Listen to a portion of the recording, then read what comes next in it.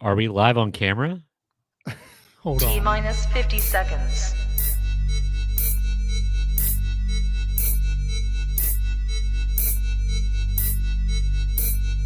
T-minus 40 seconds.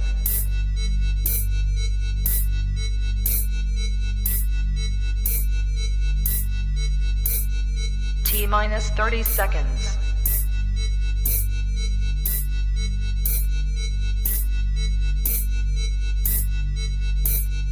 T-minus 20 seconds.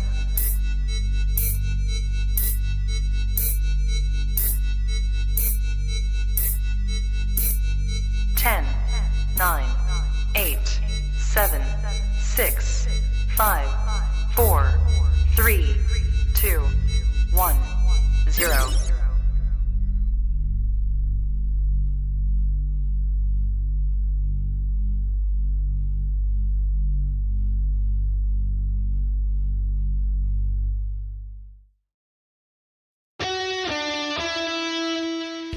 Welcome to the Play It By Ear podcast.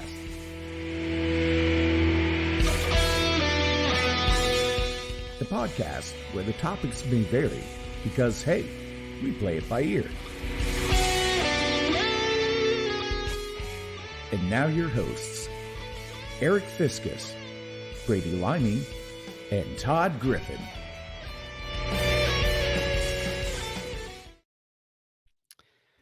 Well, that whole intro is going to be in the Play It By Ear outtakes. Good Lord. I'm out of my element. You're not in your typical surroundings. I am not. I've been relocated to crap land. Can I define what crap is? Certainly. Okay, so just to start out the episode with a rabbit hole, a lupine excursion. I always griped that there was an element of people that I could break a stick off a tree and tie a gingham ribbon around it and sell it as a craft. Or the one that I also used to get my dander up was the woodcut, the old lady bent over with her bloomers showing that people would put in their gardens. Brady's going to get canceled right off the bat here. I'm going to get canceled right off the So we call it all the...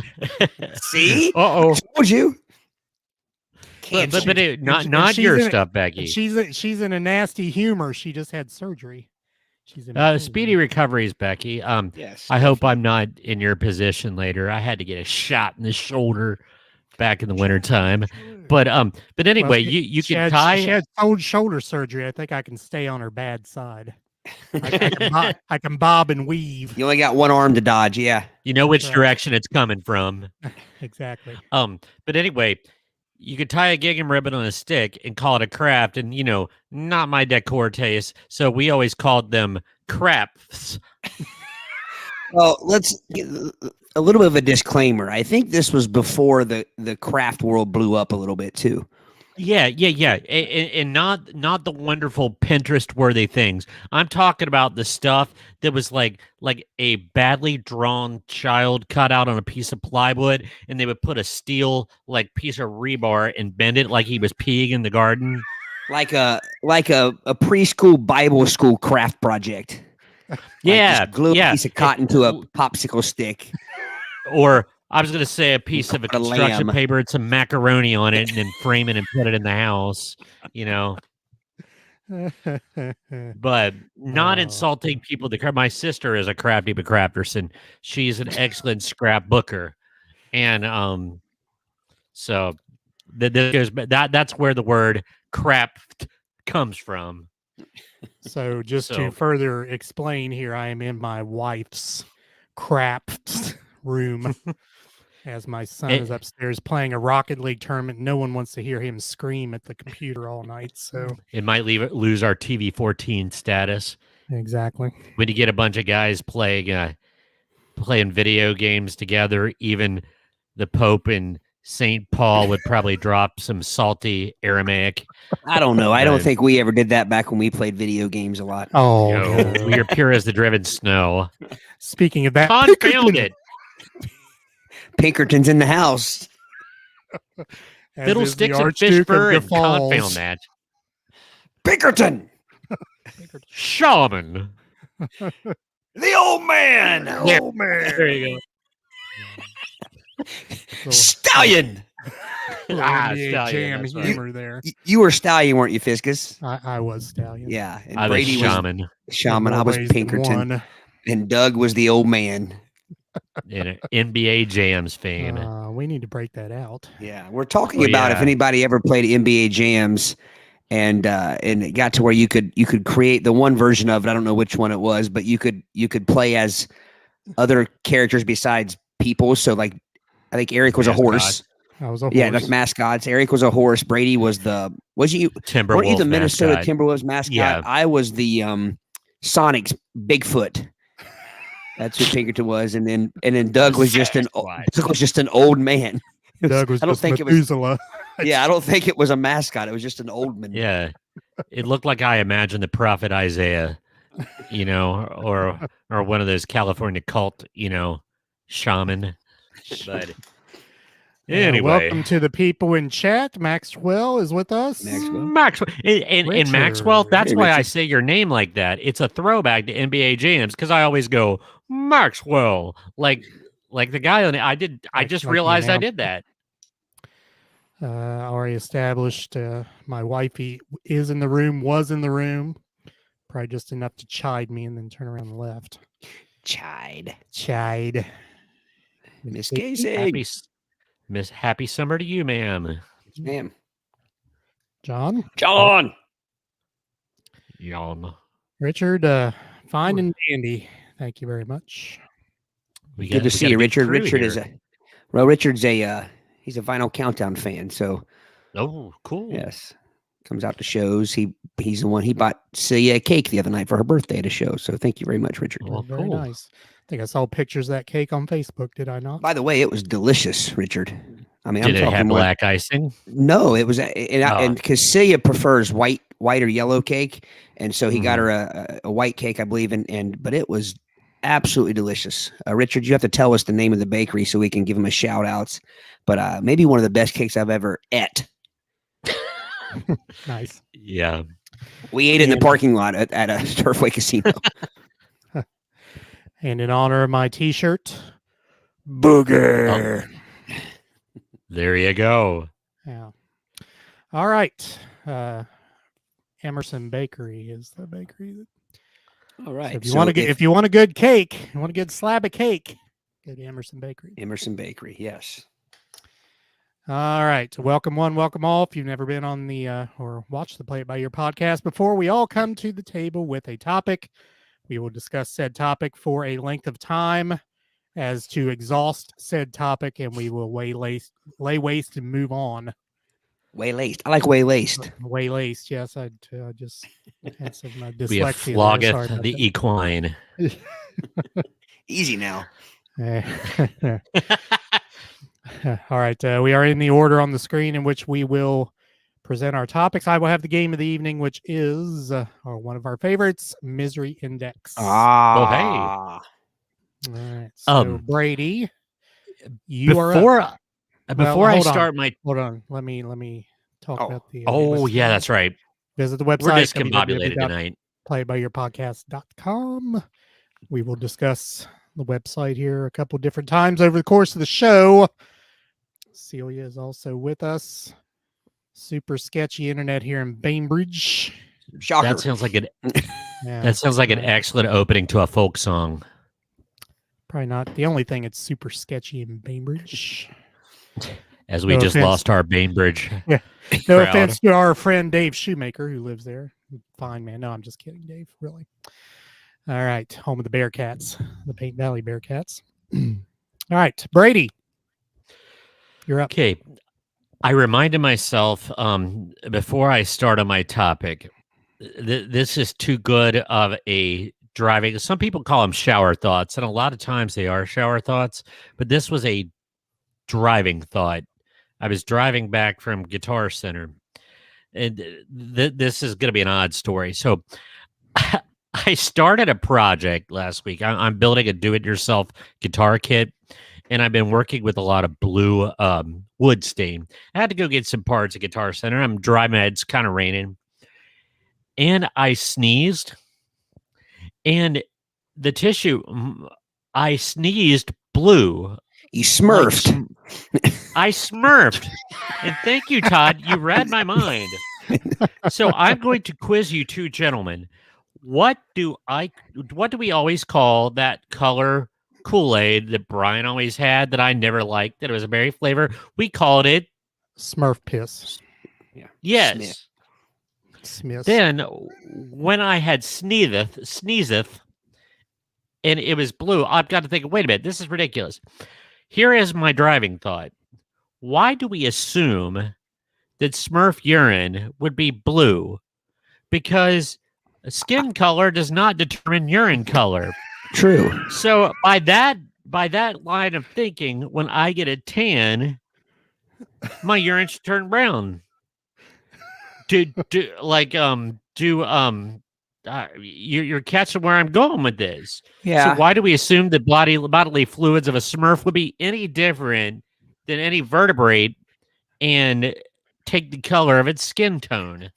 So is the Incredible Hulk's urine green? Exactly. You're catching my... Yeah. Well, some people do if you eat asparagus, I guess. Is the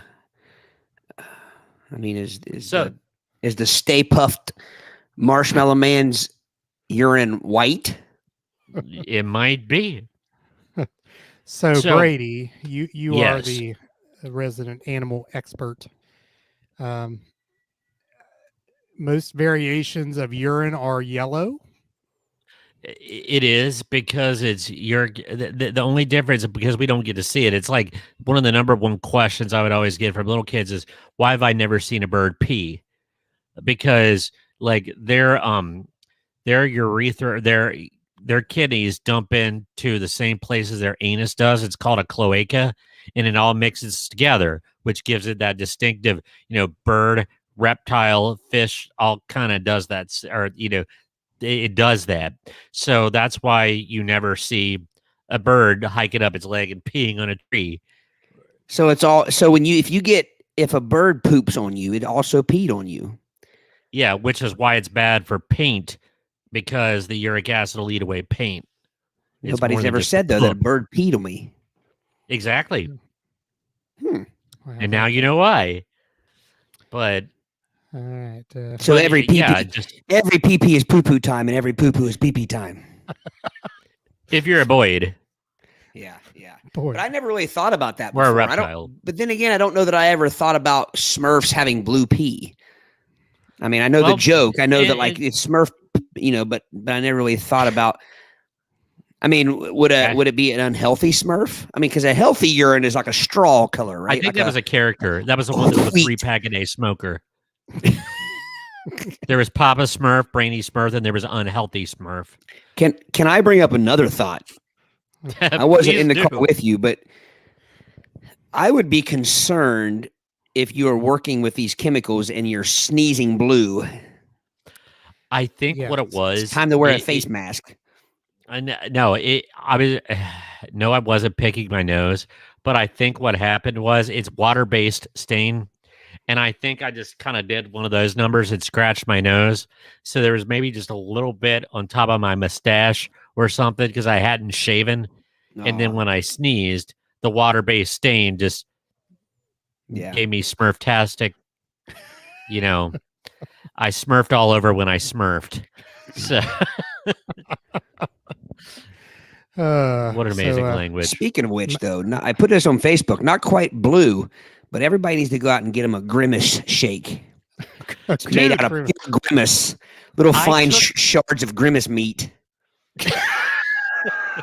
What exactly is that? I don't know. I think that's where it gets its coloring, but they're very tasty. Maybe it's what do they taste like? They taste a little bit like Fruity Pebbles. Okay. Is it supposed to be grape?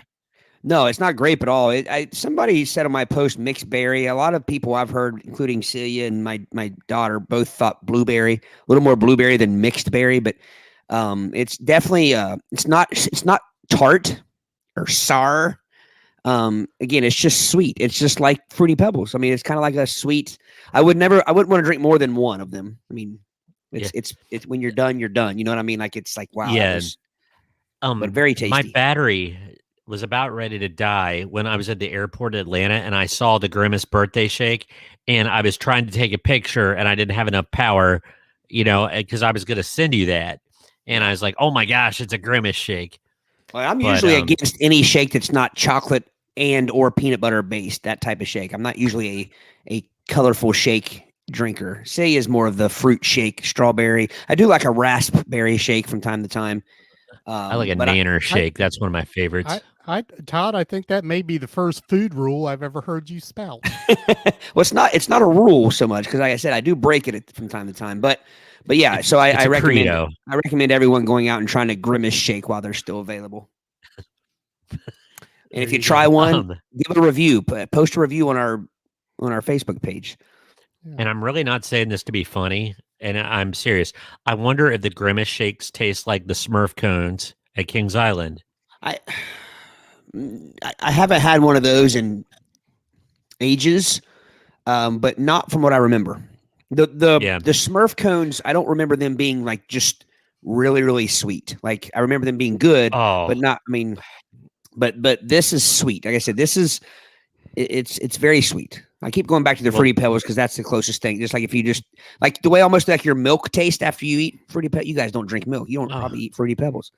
No. Yeah. So you guys have no idea what I'm talking about. But for those of you out there, I do though. I do. I've had like Fruity Pebbles. They're like Rice Krispie treats, but they're made with Fruity Pebbles. So it's probably something similar like that. Yeah.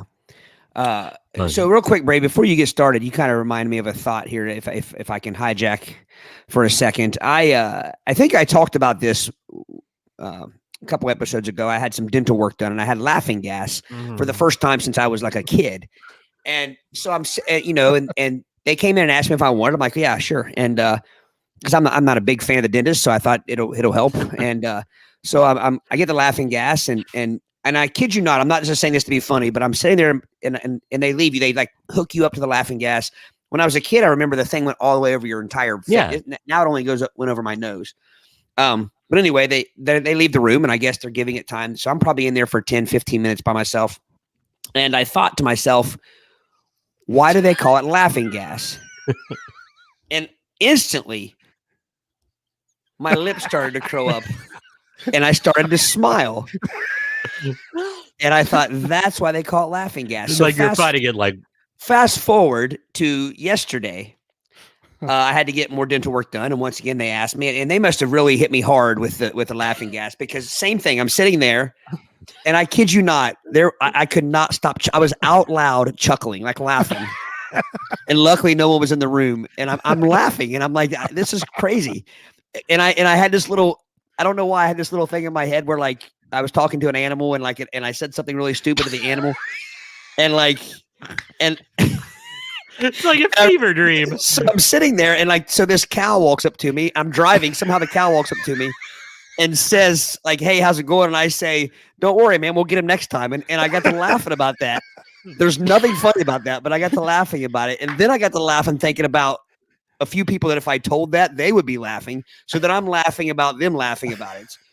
So I go from that to I started really deep thinking, and I figured out everything I ever wondered, and I couldn't wait to tell people. And by the time I left, I didn't remember any of it. So I came home and I told C, I said I was doing some really deep thinking with that laughing gas. So I don't know again if they just hit me with an extra dose or what, but it was I was laughing my anus off while deep thinking and talking to cows apparently. I've got to have dental work done Friday. I have a cracked tooth, and I get a little bit anxious at the dentist. So just to for the experiment, we'll see what it does to the rest of the cast to play it by ear. Are you getting a crown? You said? I don't think it's a crown. They're going to try to fix it without crown again. I have two teeth with fractures in where I have to get 2 crowns. But so that reminds me though. So then this is going to be so people think I'm stupid. I already get it. But so do you guys have a tendency to talk to animals? Like if you're in your car and like a deer runs out in front of your, like do you find yourself absolutely. talking? Absolutely. So I'm driving down the road last night or yesterday evening, and a squirrel was sitting in the road. And without even thinking, I said, "Get out of the way before I kick you in the nuts." And and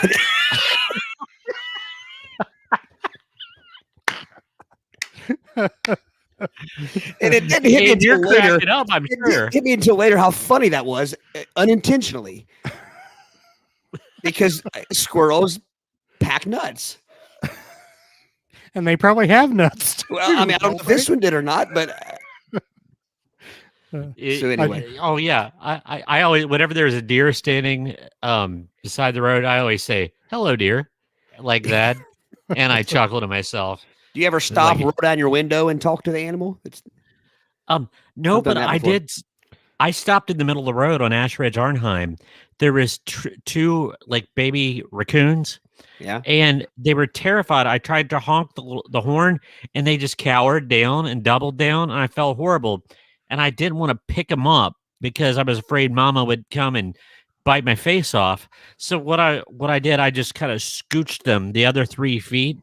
And as I scooched them and I was getting back in the car, I saw the weeds moving, like the fin moves the water in shark and Jaws. And I saw, it's like, I just got out of there just in time because Mama was coming to get him. But I wanted to pick him up, and I was talking to them the whole time. It's like, guys, I'm just scooting you. I'm helping you out here. Like 10 people entered the room while you were telling stories about talking to animals. And 10 probably left. No, they've stayed. It's the grandest thing we've talked about in weeks. We can't be the only ones that talk to animals that are crossing the road when we drive by. No, that's the first time I ever threatened to kick one though. And again, I wasn't even trying to be funny, but that would have been one of those double, like, I'll kick you in the nuts, meaning, yeah, the nuts. He's packing for winter. So his tree nuts. I meant his testicles, but I mean, so you meant the testicles and not the tree nuts? No, that's what I said. It wasn't until like a half hour later. I'm like, man, that was like a double. I didn't funnier. Yeah. Double entendre. Yeah. All right. Got several comments. Maxwell asked, "Does Buttle the cat pee white?" Buttle the cat kind of skin colored. Celia still has the cat little Buttle the cat cutouts in her trunk. I've got one. My daughter Randall, she'll break it out from time to time, and it's hysterical. Because it's like I am so afraid she's going to take that to school, and I'm going to have some explaining to do. So, well, you see, she can't be in trouble because, and then I'll get a note from the She can't be in trouble because her dad is an idiot. Exactly.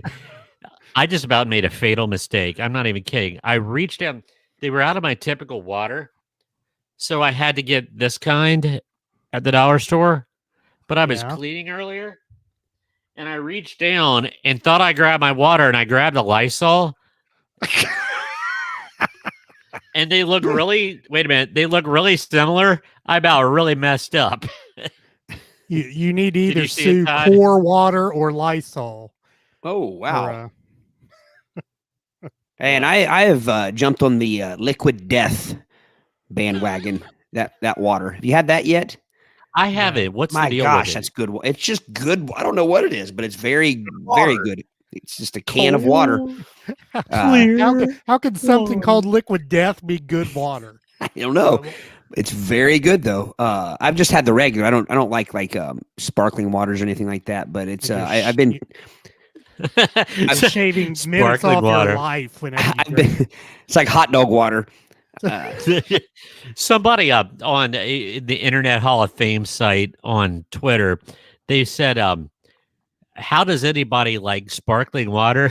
And I know exactly what he means. He said, it tastes like TV static. And I know exactly what he means. It tastes like Alka-Seltzer.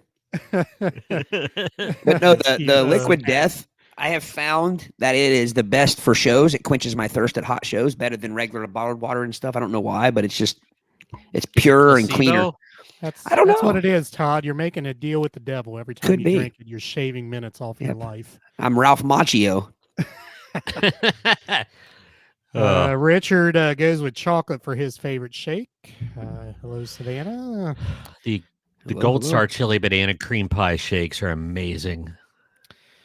So John, welcome. Says wife and I were driving to Portsmouth, and my wife yelled, "Deer, deer, deer!" And I said, "What?" She said, "No, deer over there." John, she doesn't call you deer. She may call you other things, but she doesn't call you deer, does she? All right, Brady. Sorry. Oh man. Yeah. Oh no, that was an entertaining 20. Yeah, I do say "Hey bird" when I see birds. Celia also says, I get some strange looks in the Kroger parking lot when I'm loading groceries and people walk by and I look in my trunk and look in my trunk. Hey, do you ever use it like if somebody cuts you off, hold up the sign? I don't think I have any laying around here. I would remind the audience what those look like. All right. So we're 25 minutes in and we've not gotten to the first official topic yet. It's going to be a good night. It's going to be a long night for you to hold your mic, Fiscus. Yes, it is. Okay. Cramp. All right. So this comes from a topic that Aric found on boardpanda.com and sent it to me. And it enamored me so much I decided to run with it. So this topic says 30 things that seem normal in high school but are actually very questionable. So this runs the gamut. And I'm sure we could probably throw in a couple things that fit under that category too. But this one I have thought about often. And it says this person, basically these are tweets that people put out that fit under this category, that things that seem fine then, but not so much now. And this person says, thinking about girls who are absolute demons in high school getting a degree in nursing makes me very nervous. Manner. Well, yeah, or they were let's just say a little bit, they fancied themselves as a little bit ditzy and airy, and now they're airy, and now they're giving heart caths, and that would make me like very nervous knowing them in high school. Yeah, that what they're doing now. So Brady, how do you want to handle this topic? Do you want to handle it as we agree, disagree? Do you want one of us to play devil's advocate for each one of them? How do you want to do this? I don't want to hijack your. Well, however the spirit moves you, because some of these we're probably going to have some things to relate to, and just in true play it by ear fashion, just see what comes out of this. Because if there's anything we know about things that from high school that doesn't cut it now. Yeah. So we grew up in the pre-canceled era. Okay. It's so crazy to think that we would ask for permission to use the restroom from our teachers in high school, and they would say no, but like we're just kids. That sounds like something a kid, but that had to be written by someone who's still in high school, though, because you guys have been teaching long enough to know damn well that there are kids who take advantage of that. Oh, and they milk it like a jersey. Typically, the no comes after you've been asked 5 times in the same class period, or they've, or it's every day the same time or something like that. Oh yeah. But if you think of it from an adult lens, can you imagine well, we're all teachers. So this is like, can you imagine being working in a cubicle, kind of like corporate office at P&G, and having to ask your supervisor to go relieve yourself? Well, but you're only thinking of one area of the workforce. There are, back, especially when manufacturing jobs and stuff back in the day, there were lots of people who worked and couldn't go to the bathroom at just any time they wanted to. Have a can there and do their business. If you were on an assembly line or something like that, you couldn't just stop and go to the bathroom whenever you wanted. So, and I kind of think that might be where that derives from. That's an old, because you got to prepare people for the workforce. It's hard for us to think about, but to be honest with you, as a teacher, you should know a lot of what it's like to not be able to go to the bathroom when you have to go to the bathroom. So I'll play devil's advocate with that. Of iron. Yeah. So there are a lot of there are a lot of crappy things about being an administrator, but being able to go to the restroom when I need to is one of the perks. Yeah, if you're cursed with a gerbil-sized bladder, don't become a teacher because you have to pick your spots carefully. Okay, Miss Casing, potty parade. That is correct. Okay, now this one's interesting because I circled this one because it's going to create an interesting discussion. Makes me feel sad. This lady says, my hang up is having absolutely no one from high school know anything about me or what I'm up to now. So this person's like maybe moved away. No, I think she says that as she's proud of that, I believe, as it's like a superpower. Well, I did want to go there, but the word she chose was kink, and I think that she's probably British or something. So like her superpower, like you hear people say, "My superpower is I can." I was just thinking quirk. No, I think she's saying it as a good thing. I think she likes the fact that nobody that she went to school with knows anything about her. That kind of makes me sad because like from our perspective, we always wonder, and we kind of keep up with social media and everything, but a lot of when I say media, like movies and TV shows about I hated high school and everybody from my high school, I'm glad I moved across the country, nobody ever I've really not met many people like that, you know what I mean? So this must be one of those people. Brady, would you say that we are the exception rather than the rule as far as being friends for so long and in close contact for so long? Oh, I would definitely say that. I think demographics plays into that as well. I mean, we went to a high school. How big was your graduating class, guys? Probably 60. 101, I think. Oh, really? That was 105. Yeah. Okay, so 105. So mine must have been bigger than I thought because I thought like mine or something was like in the 80s or 90s, and it was the biggest one at the time. But anyway, my point is we went to a small school, relatively, small graduating class. Don't you think that plays into it as well? To where if you went to a school where there were thousands of kids or something like that, I mean, and I could speak to that personally because my college roommate went to Anderson High School, and he said he had like 300 and something in his graduating class, and it always amazed him that I could go someplace and see people that I seemed to always run into somebody I knew. He said, "Didn't you go to school out in the middle of nowhere with a small, only 100 people in class?" I was like, "Yeah, but we networked, Yeah, it is rather amazing if you think about it. Yeah, it is. So, Todd, I believe you sent out a meme the other day referring to me walking 20 steps in the mall and seeing someone I knew. I don't necessarily think that was from high school. That was probably more from refereeing and umpiring and kind of. But either way, yes. This would have been me when I was late teens or something like that. It's very annoying when you're trying to get to. You're wanting to go buy a new CD and it takes you 3 hours to get through the mall because Fiscus stops 120 times to talk. Oh man! But I do think this though. I'm gonna try my best not to get canceled here. One of my pet peeves though is one of the things when we went to a small school, everybody kind of knew everybody, and if you weren't like friends with them, you at least kind of you knew what was up for the most part. And I'm not saying that there weren't secrets kept, there weren't things that everybody didn't know about, but you had institutional knowledge of most everybody. Yes. And I get frustrated when people from our school years later, when they're talking to like on social media, and they don't realize that so many people they went to school with are listening or watching what they're saying, and they complain or they talk about things that happened in school that I don't think happened, or at least I don't think they happened to the level that they say they did. That bugs me. Yeah. Yeah. You know what I mean? Like there are a lot of people that had really, really crappy high school experiences out there. You don't have to create those just to fit in or just to get the attention. Even something as simple as school closings. I've seen people my age that I graduated with on Facebook talk. In my day, we didn't close schools when it's bullshit. We did. Yes, we did. I can remember twice when I was in school. I remember one year getting out for a full week in April because from snow.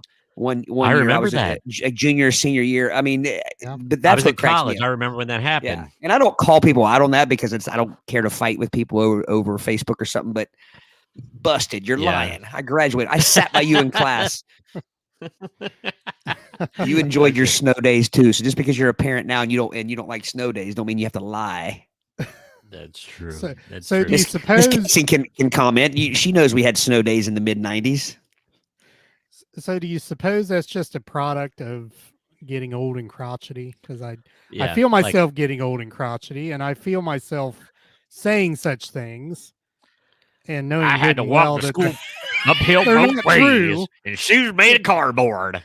Sometimes you say the things for the benefit of your children. Yeah, that's true. You need to suck it up because back in my day, rah rah rah. Oh, I think that's the being a parent in the shoulder to fire up the coal stove to keep from getting. Yeah, that's part of it's part of being a parent is you get on your kid about something or you'll correct them about something and then you walk away and you're like, I did the same thing, or whatever. But I'm talking about a little different, But yeah, I think you're right. It's just one of those things where maybe as you feel older, as you get older, and also it might just be memory. I mean, it might just be you forget, but. For the most part, I think it's just somebody wanting to, I don't know, stand out. Or, yeah. This has dawned on me too. Miss Karen Morelli. She's a guidance counselor, and she not only was in, she was around our era, so she has both sides of the fence here. She's going to be able to offer pithy insight. That just dawned on me. It's like, that's like I apologize. Right I keep calling you Mrs. Casing because that's what I remember you as. So I apologize for not using the right name. Yes. Yeah, there are no snow days at Boone County schools. She says they're all like non-traditional instruction days, right? Like you got to do something on the device. COVID ruined snow days for many schools for many kiddos. Right. That is true. This one's funny now because we are teachers, but I did laugh at this because it was well stated. What are taxes and how do I pay them? The school system. Worry not. The school system. Mitochondria is the powerhouse of the cell. Meaning we need real life knowledge, like how to do our taxes about it. And it's like we're learning about mitochondria. There's got to be a balance. But it made me laugh because, it's kind of like, how do I prepare for a job interview? Here's a gerund. We're going to have you die. We're going to have you scaffold a sentence, and I get that. There is classical education that, expands your mind and thinking skills. But I understand, a little bit what the guy's getting at. Do you think some of that was because just nobody had an idea what was going to happen with technology? You know what I mean? Nobody had an idea back then that we were going to all have the internet in our pockets and have calculators in our hands and have the answer to everything we could ever want right here. I mean, I don't think people foresaw that. So I think education obviously was, Well, education is always responsive to the society. Mm-hmm. I mean, it never leads the way. Generally, it is responsive to what is needed. Yes, Ms. Morelli, it's the circle of life. Ms. Casing, Mrs. Morelli, now more like Michael's mom. Indeed. By the way, congratulations to Michael. I believe just graduated high school. I believe, right? Oh yeah, Miss Casey, out to the world. Yep. There was another comment that piggybacked on this from somebody. How do I do my taxes? Public school. Shut the heck up and here's how to square dance. Because our friend Doug. I don't get that. Doug had to square dance in school, I believe, in music class. I don't remember that. No, I thought he said he did the hustle too. Do the hustle. So I don't. How come you guys are about the same age as Doug? Why didn't you have the same music teacher? Same music teacher. That's it. It might have been maybe the teacher was having I don't know. Maybe it was something. It was a cultural activity. Yeah, there were Decatur people needed to know how to square dance and Sardinia people didn't. Two things that stick out about music class that I hated. One of them was just a one-off. Like we had to watch the New Kids on the Block concert one time from a music class. Oh, that was hanging tough. Which back then at my age, I wouldn't have respected it as much as far as the talent or whatever as I would now. But back then it was pretty much just for girls. It was a girls assignment. And but that and that damn test, you had to walk back to the back of the room and do the little vocal test every year. I hated that. Ta ta ti ti ta. Where you had to go back and she checked your range every year. I remember my range that. is the same as it was last year. Just you probably blocked it out, Aric, because it was always like very traumatic. It was, and because everybody listened, everybody turned and watched and listened, even though she would say not to. But what else are you going to do? And then you're back there going. So you can pretty much say a kid's range is going to be the same from say kindergarten to 7th grade. Then it's going to crack a little bit, and then it's going to get lower, right, for the boys, and then the girls maybe would get a little lower as well, but not as low. I assume that was a standard that had to be checked. It was, I'm trying to think what we said as we went up the scale. I think it was la la la la la la la, and everybody was looking at you. I'm so glad I don't remember that. Like I said, I'm pretty sure you blocked it out because it was trauma. Yeah. So, do you remember the lip sync contest we had? Did you guys do those? Oh yeah, 5th grade. That was my first public performance. Yeah. I did Call Me. Oh, she just I swear I didn't see that before I said that. And I think she just chastised you. Yeah. Your voice changes yearly at that age, Todd. Mine does, or everybody's? Is that what she's saying? I can't quite tell. I believe she's using a collective your voice. Okay. But say how scary is it that I thought of the lip sync assignment at the exact same time you were typing that. But I did. I don't remember that either. I did Beastie Boys, Paul Revere. Oh, wow. We did Paul Revere. Call Me by the Chipmunk Punk version. So I remember the plays that we did. Yeah. And the only other thing about music I really remember is Button You Must Wander, Wander, Wander, Button You Must Wander. Yeah. You had to pass a button around the circle. I don't remember that. Right. Eyes will find you. Sharp. Eyes will find you. Yeah. I was saying waiting for somebody to put a cat poop in somebody's hand and pass it around. A cat poop? Yeah. I don't know where you'd find that at school, but there was a snake in the Lincoln Logs once, but that's another story. Real one? A real snake? Yeah. We came back on a Monday after a weekend, and somebody in 1st grade, they dumped the Lincoln Logs and a small baby snake.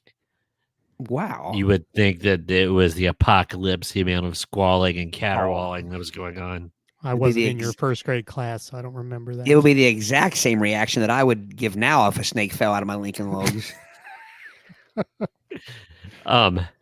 I actually know somebody said that they got in trouble for pooping in the Lincoln Logs. Speaking of cat poop, they when they were in kindergarten, they couldn't. They left their own log in the Lincoln Logs.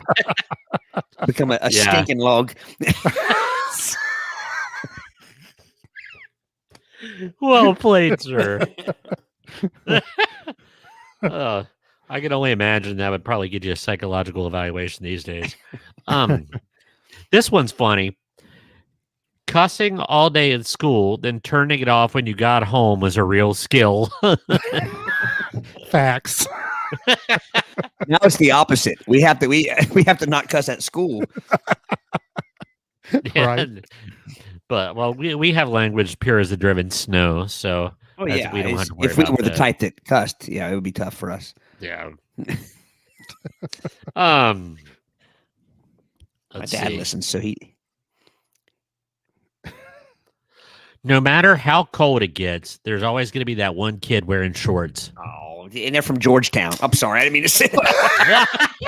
Whoa! Oh, he went there. He went there. Let me rephrase that. I have lots of people that I like and I enjoyed from Georgetown, but they know what I'm talking about. When we were growing up, it never failed. You would go to like the Brown County Fair or whatever when everybody knows it's flannel weather, and we would see our Georgetown peers wearing shorts and T-shirts and things like that. So I always just said it was Georgetown people that wore shorts, but I'm sure Sardinia had theirs too. See now, and we didn't have that experience, me and Brady. Now Todd, I don't know how things were when you came up through high school, but one day we were allowed to wear shorts. Our 13. Well, yeah. I see where you're going. Yeah. One day.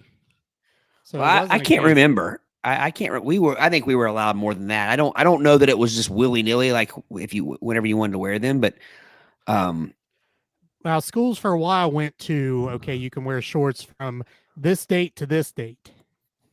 Now it's just whenever you want to, and I mean, I stand out there and watch high school kids come out, and then it's 5 degrees wearing hoodies and shorts. I mean, my son and no jacket.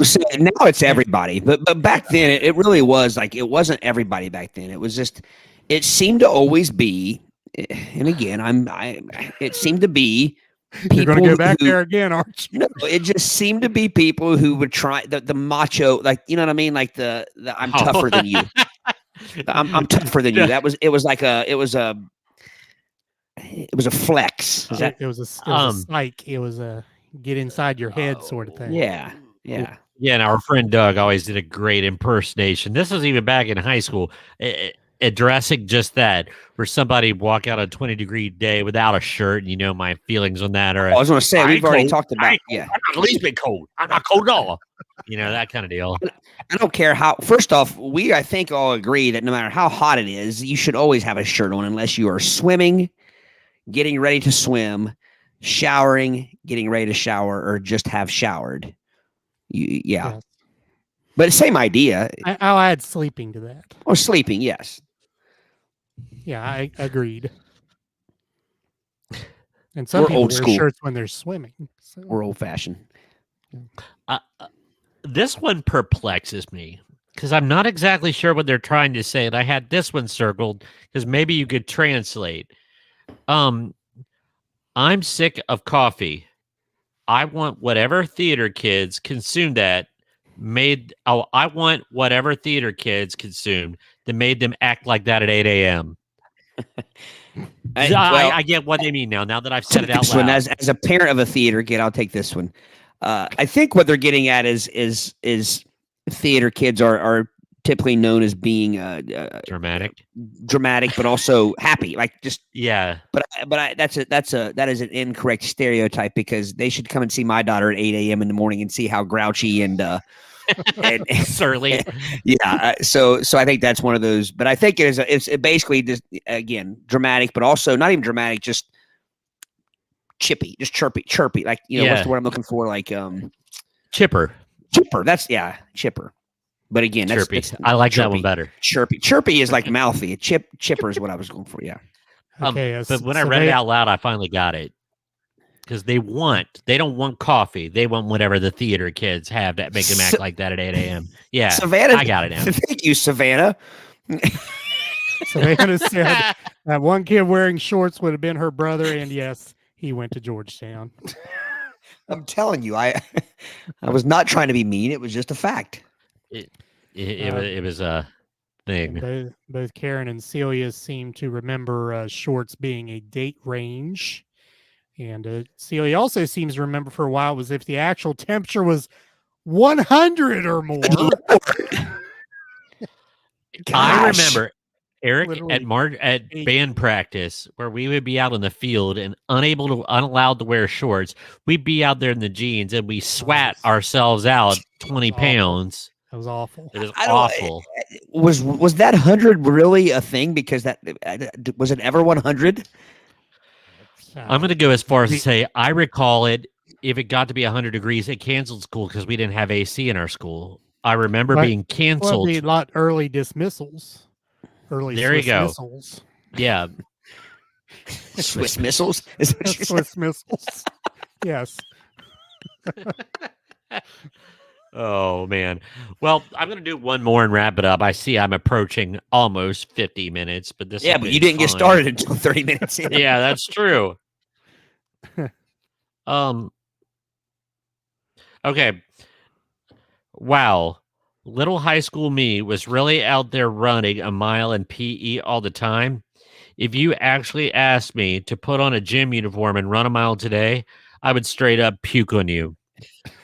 I've heard the stories of gym uniforms. That's a 70s thing or beyond, where it was a t-shirt and shorts combo, where then everybody had to shower together after the, like on 80s movies. Like a real man. But I remember there being gym uniforms. In my day, we had to shower with the referees. I heard those stories. It's a true story. It's probably why we wore our underwear when we showered. These are the days for background checks. I believe I have talked of my disdain for shower rooms before, not only in high school, but the year college. I went to Moorhead. A shower room, community bathrooms, and a shower room. I mean, come on, really? And these kids today, here I go. These kids today, And have their their own snow bathrooms. days. Right. In their hoity-toity shower stalls with privacy, and bathrooms and toilets with doors on them. Right. So you didn't have the whole entire fifth period looking at you when you were conducting commerce. I don't. Why do not conduct commerce? I've just been.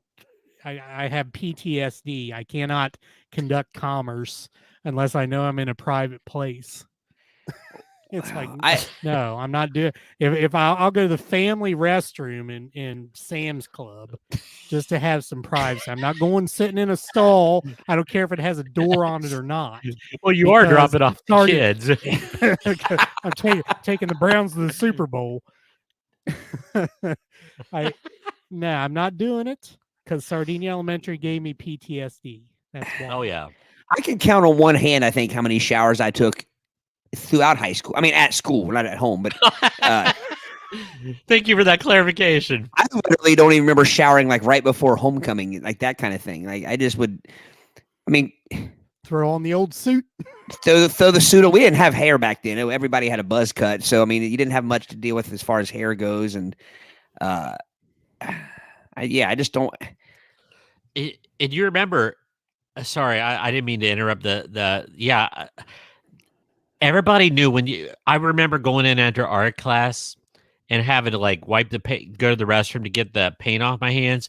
And there'd be some primary age kid there with this traumatized look on his face because of course they put the mirrors right in front of the stalls. So you couldn't help that. You see the kid in the background sitting there yeah. Well, he's passing a rock on. Well, it was pretty traumatizing in high school to have to be getting ready. And again, the referees are in there showering up. And I think I brought this up last time. Are you telling me you can't wait till you get home to take a shower, Mr. Referee? I mean, come on. You got a hot date or something? Not me. Put your sweats on and head home. That's right. Yeah. It's 10 o'clock. It's 10 o'clock at night. Sometimes I would even referee a JV basketball game and I'd stick around and watch the varsity game a little bit. I wasn't showering then either. No. Of course, I don't know that they had dry shampoo back then, but not only that, but I saw these referees. They were older gentlemen. It's not like they were going clubbing at the Red Cheetah downtown, They were going to the 68 Club, maybe. In Georgetown, wearing shorts in the winter. All right. Yes, Matt knows the story. Hello, Matt. We all know that story, Matt. I wasn't gonna say it. So Matt, are you referring to the story, or are you saying that what we're saying is crap? Is it baloney, or are you referring to a story there? Roll Oscar Mayer roll there. There once was a man from Verona whose beep looked like some bologna. Now, if he were really from Verona, Kentucky, that would be great. I was for Matt. I was just a little yes. I was spitting a little for Matt there. Yes. Story. The story. If we ever do our Patreon subscribers after hours show, well, we could tell the story, but we cannot tell the story here. Although you could probably put context clues together. Well, we could tell all kinds of stories. I mean, I know one that always gets Fiscus laughing is the trying to move the full water. Get this thing off the cow trough that was in there that we had to soak in if we were, yeah. Oh man. Oh, Andy. Let's see. Okay, here's just a funny one. It's really amazing to me how couples that I went to high school with are married now. I'm literally a different person than what they said, I'm literally a different person than I was last week. Meaning, people change, and I saw that one and immediately thought of Todd and Celia. Oh yeah. Yeah. I don't know. Tammy and Richard, Joey and Deanna. There's quite a few examples. Sometimes it's a little circular path to get back around. Yeah. Well, typically, I think most of the successful ones are. Yeah. But I mean, the other two Brady mentioned, I mean, they've been together ever since high school and never. Yeah. Well, I mean, see, for the 5 years that Say and I were split up, I think she scratched and clawed her way, tryed to get back to me. And I was afraid where that was going, man. Oh my! No, it took her 5 years. We'll see a shadowy figure behind you. Nobody leaves tail on Todd Griffin. It took her 5 years to find me. There's another story. Can we tell that one? That's pretty funny. What was it? I missed it. Okay. So, our friend, he was dating this girl, and she went on vacation. And while she was on vacation, he ended up finding favor with another girl and dumped her. And this happened twice, which led to the phrase, "Nobody leaves town on," because whenever they did, they did so at their own peril. And it was joking. He really was not a cad. It's just, I was telling somebody the other day, Aric, the story of our younger days. We were single, and we were. I think I was a senior, maybe just graduate. I was a senior, and how met the girls and told them we were from Eastern. Remember me and Casey? We had our Eastern. We had our Eastern story. We didn't lie. I mean, we had our shooting shirts on that said Eastern on them, and they thought we were from Eastern Kentucky. They thought we were in college. And so and you ran with it. Well, we ran with it. They gave us a number, but it turned out the number was obviously fake or something because they never. Joe's construction. Exactly. Yeah. What's your major? Study. So then the question becomes: did they really think you were in college? They gave you. I don't know. You were in college. Obviously, you were. Northern Kentucky, I think. Northern Kentucky. Yeah, and then when we said Eastern, I think they thought we meant Eastern Kentucky. And good old Casey, rest in peace, buddy. Yes. Oh yeah, I was just thinking about him the other day. And all Celia has to say is, I told a story. I can't tell it on the episode here, but I'll remind you guys later. But was talking to a guy the other night, and we were talking about inappropriate names and how people used to page inappropriate names at the Brown County Fair back when we were younger. And one of Casey's famous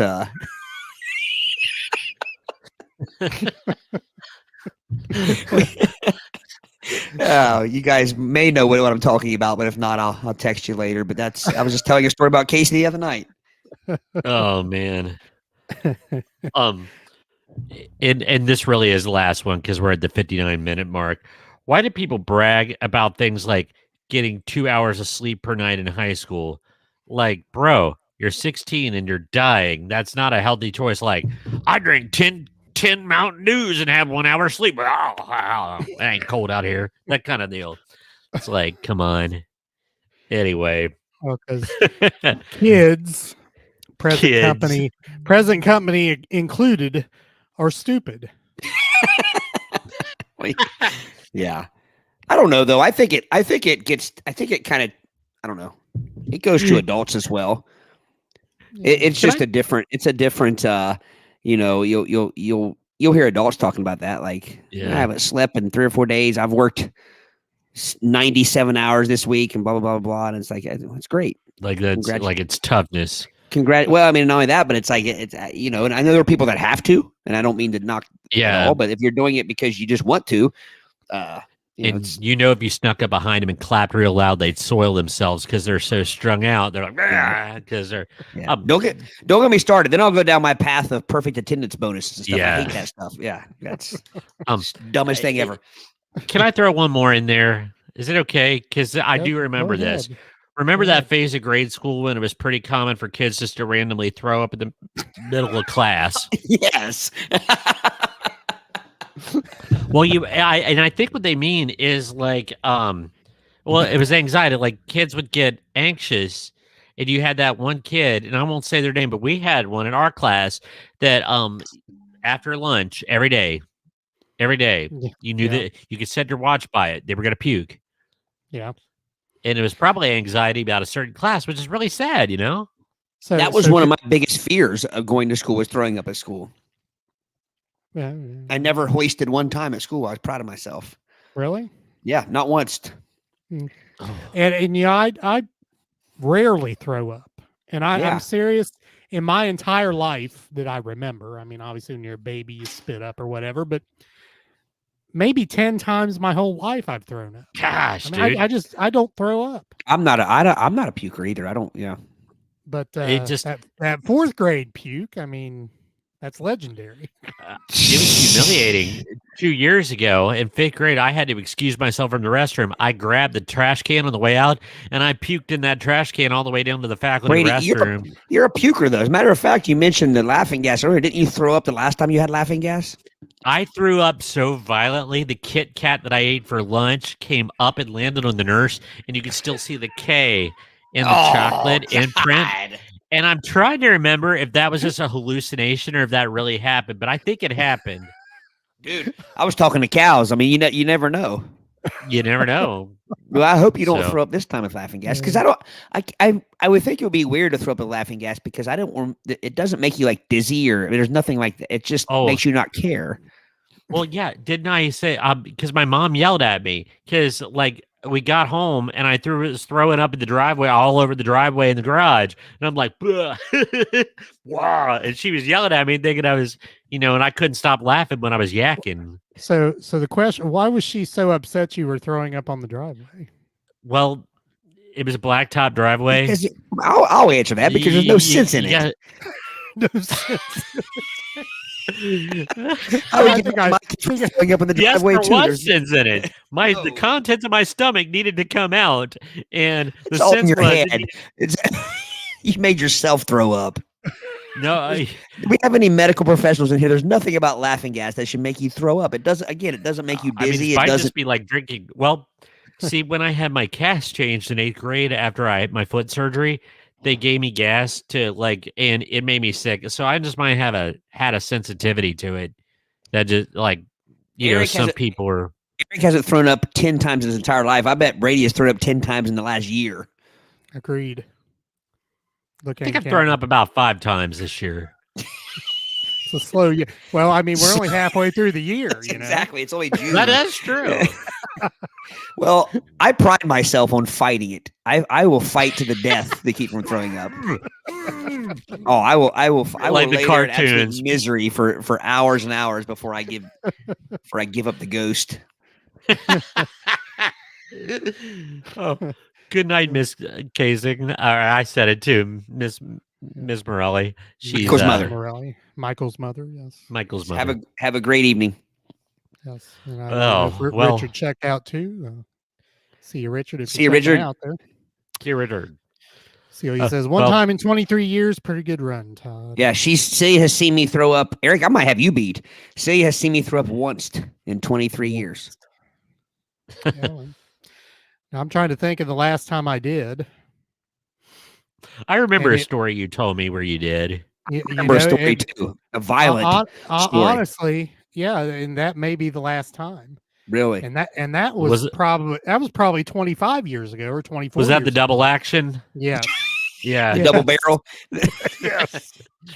The firecracker was going off at both ends. Is that the old entrance and exit? Any other euphemisms we can throw out as everybody catching our drift here? Is that the old 1-2 punch? The old simultaneous slamming? The old Siamese twins? If it was chocolate punch, yes. Yoo-hoo. But, that wasn't 25 years ago, though. That would have been more like, because I would have probably been, well, let's see. I'm telling you, it was before PJ was born. Well, you're right, because I was going to say, because I was probably early 20s when maybe 20 or so. I remember hearing about it. Oh, man. It was one of those stories where you hear about that often, and I always wait for my time to come, and knock on wood, it hasn't. It'll come. The bill will come due someday. You may be wearing the pants by the time it happens, but it'll happen. Oh. All right. Do we still have listeners with us today? Oh, yeah. Yeah. We're going strong here. Visit the website, playitbyyourpodcast.com. If you'd like to buy a t-shirt, click on the store in the menu and click on the picture of the t-shirt. And you can go to buymeacoffee.com, which is our crowdsourcing website. And you can buy yourself a t-shirt there, and we'll make sure that you get that t-shirt. Softest t-shirt you'll ever own. That's right. Softer than a baby's bottom. Yeah.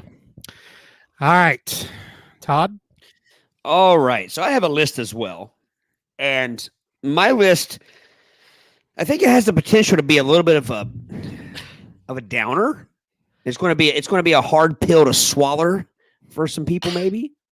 But we always talk about how we're not just here to make you laugh. We're here to make you think. We're here to make you reflect, contemplate, and maybe walk away a little more knowledgeable or a little more in tune with your inner self. And that's what this particular list that I have might do. We keep it TV-14, and we also try to not touch on overly, controversial topics. So I will skip some of these. So it is a list, and I will say numbers, but you might hear, like, if you hear me skip a number, you'll know why I skipped it. Number one. Oh, by the way, the title of the list is 34 harsh truths to some people. Or no, 34 harsh truths some people refuse to acknowledge as shared online. So this is kind of like the same idea as Brady's. It's like tweets or whatever from people that have commented on this particular list. But I do want to say something here. So today I had a daddy-daughter date, as what we've called them since she was old enough to walk and go out and eat McDonald's chicken nuggets when she was a couple years old. So today I go out with Riley, and we had Chinese food, one of our favorites, and we were having a conversation, and my daughter has learned something that it took me a long time to learn, and I'm pretty proud of this. She has learned, and I'm probably going to offend some people, maybe now or maybe listeners in the future that listen to this episode, and if I offend you, then good, because it probably means you need to hear this. Wow. Well, that sounds a little harsh, a little abrasive, but what I'm saying is, so there's a certain type of person out there that likes to kind of brag or boast that they tell it like it is. They say what's on their mind. They don't hold back. Keep it real. Keep it real. If you don't love me, this is the real me. If you don't like me, then that's your fault. Blah, blah, blah. And Riley brought this up, that the people that say the people that like to brag about, they tell it how it is and they don't hold back and stuff. Those people can never deal with hearing it like it is. Yeah. Don't want to be told like it is. They don't want to be told like it is. And I was proud of her for this conversation we were having because she's figured that out. And and so like, because honestly, it probably took me, but well, I guess in my defense, I think Facebook and social media has helped me learn that, where obviously these kids have had this in their face their entire lives, but I just thought that was great. So I think that's something to kind of, maybe it's a caution to, to check yourself, because I don't think there's anything to be proud of, to say, I tell it like it is. If you're rude and you're an a-hole, you're just rude and you're an a-hole. You don't get to defend it by saying, I just tell it like it is. And if you're going to be a person that tells it like it is, you should be able to hear it like it is.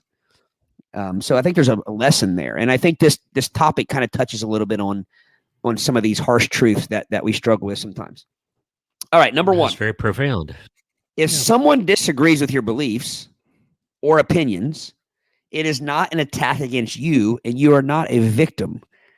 I don't think that could be any more topical than in today's environment. Oh, wow. Yeah.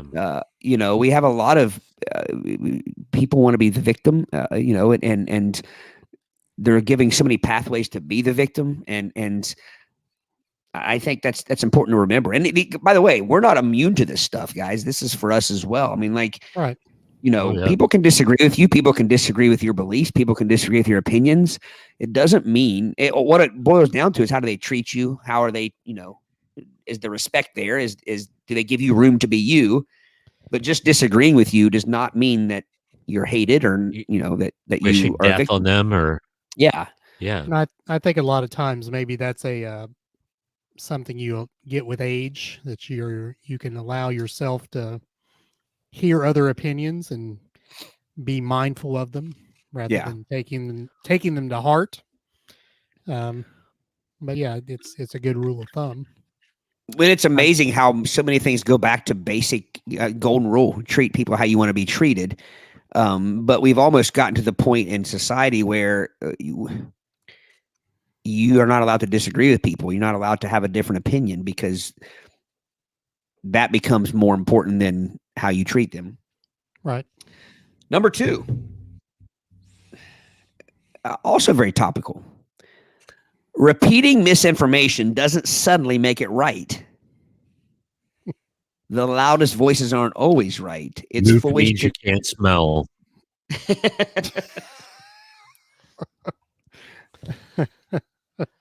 Moof does not mean you can't smell. Oh, yes, it does. In our land, it does. So what do you guys think about that? Yeah. I mean, like, it's this whole misinformation thing has gotten pretty big over the last couple years. Yeah. Misinformation it seems like there's always some kernel of truth in most things you see or hear. Yeah. So it's not total misinformation, unless it's someone telling you, I didn't see what I saw with my own eyes. And that is misinformation. Yeah. And on top of that's purposeful misinformation. That's, misinformation doesn't necessarily mean intent, like it was meant to be misinformed, or you were meant to misinform. I can misinform someone just by accident. Yeah. You know what I mean? Like moof means you can't smell. Exactly. It's the over-under, I think that's going to hit every one of these, Brady. Yeah. All right. I'm going to go faster here. Number 3, I'm skipping. Number 4. This is an important lesson, I think, for a lot of these. I think are very important for a kid. They should. Some teacher that teaches high school should use this list with their students. You can do everything right, do the best you can, be the best person you can be, and still lose. I think that's important for people to realize. Absolutely. Yeah. So, I'm a baseball guy. I'm a baseball coach. There is no better game out there to show you how to deal with failure than baseball. Because even the very best, even the very best players in Major League Baseball history failed 7 out of 10 times. Oh yeah. So the ability to move on from failure And every inventor ever in history didn't invent what they invented the first time they tried. No, yeah. But most of the time, it's probably hundreds, if not thousands, of inventions that failed. What is a good batting average? Well, like I said, 300. I mean, that's 300, 30% so of the time. 30%. It's kind of the gold standard, but you Think could about say it. you had 280 of the whole year, and that's a pretty decent year. Yeah. Think about it. That works in a lot of sports. I mean, you think about basketball. If somebody shoots 35% from the 3-point line, that's a pretty good shooting percentage. That's true. Yeah. But if you you have shoot those statistical 35% from the anomalies, foul like line, then you're not very good. Myself, I shot higher from the 3-point line than I did the layup line. That's happens. All right. Number 6. This one has always been something. It's a good amount of society refuses to accept that respect goes both ways. I think you disrespected me. You disrespected me. You blankety blank blank blank blank blank blank. Yeah, it's that. And that has gotten to where that's driven the violence to where we are now. People now will kill someone because they disrespected them. Well, and this ties into whatever number it was that said, you disagree with me, therefore you are hating on me or whatever. Yeah. Yes. So disagreement has now turned into you disrespect me has now turned into physical violence. Yeah. Yeah. Yeah. And you know, you guys probably see this just in your jobs. I mean, like even in 4th grade, you know, I've had students that I've talked to that were involved in altercations, things like that, and they will use that word. They disrespected me. They were disrespectful to me. My parents told me not to let anybody disrespect me. And I think that respect is it's a big word and a big concept for young people to wrap their head around. It is. Because if somebody calls you poopy pants, I mean, and if the first thing you think of is they disrespected me, I think we're looking at things all wrong. No, they were just an idiot and called you a name. Unless you had actual poop in your pants. Well, then they're just being honest. They're not misinforming people. They're stating fact. Then they're keeping it real. Yeah, that's right. But it has, again, I mean, everybody wants to be respected, but very few people want to reciprocate that respect. And then also, I think people have taken the respect thing and looked at and taken it to the point where their reaction to being disrespected goes way beyond what we would have ever done in our day for being disrespected. Right. There was a student one time that said to me, he was referring to another student, and boy, I kind of felt like a Swami or a sensei or a Raji of some kind. and Miyagi. And he said, because he pulled out the old, respect isn't given, it's earned. And I'm like, I disagree. Everybody deserves respect. You can earn trust. You can earn some leeway. But I said, in my world, I give respect to everyone unless like, even when I get salty, I won't call it disrespectful exactly. But everyone, it's not earned.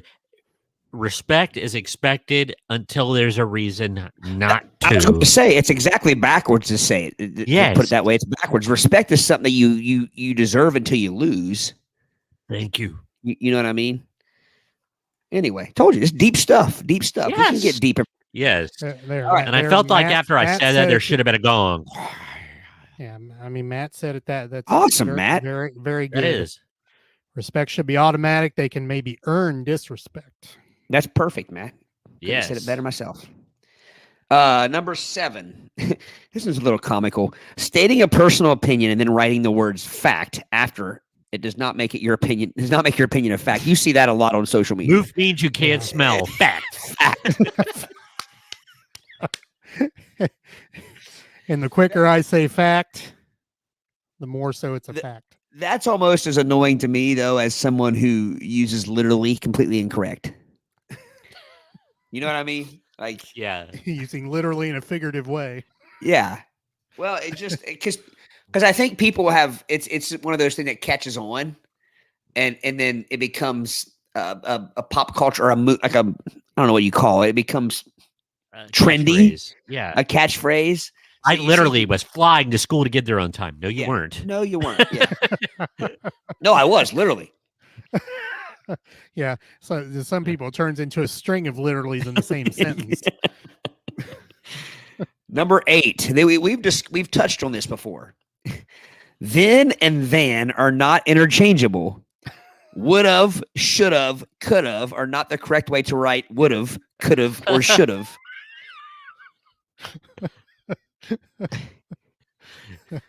People have argued in support of these errors too many times. I see it daily. I see would've daily, probably on social media. By adults, yes. Yeah. By adults. This one's deep. I'm gonna do this one, guys. I'm gonna do it. Number 9. Karma is not real. Some people be liars and assholes all their life and get away with it until they die. I don't disagree with that. Boom. Fact. Fact. Literally. Todd's keeping it real. Do you see the thread running through all? Isn't it weird how there's a synchronicity that all these things on this list are kind of tied with like threads throughout? This is interesting to me. But yeah, they'll get you get what you give out. I'll agree. Sometimes the nice guys do finish last. Sometimes the buttles finish first. Sometimes if they're walking backwards, they'll be rewarded for being buttles.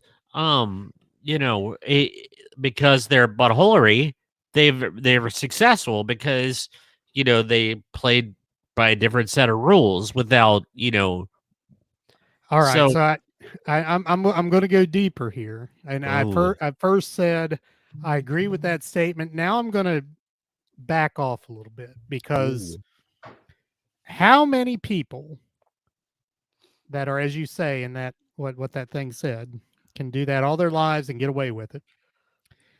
That nothing in their life has been affected by their demeanor. Maybe they have turned their family away. Maybe they have no friends. Maybe something has been affected by their choices in demeanor.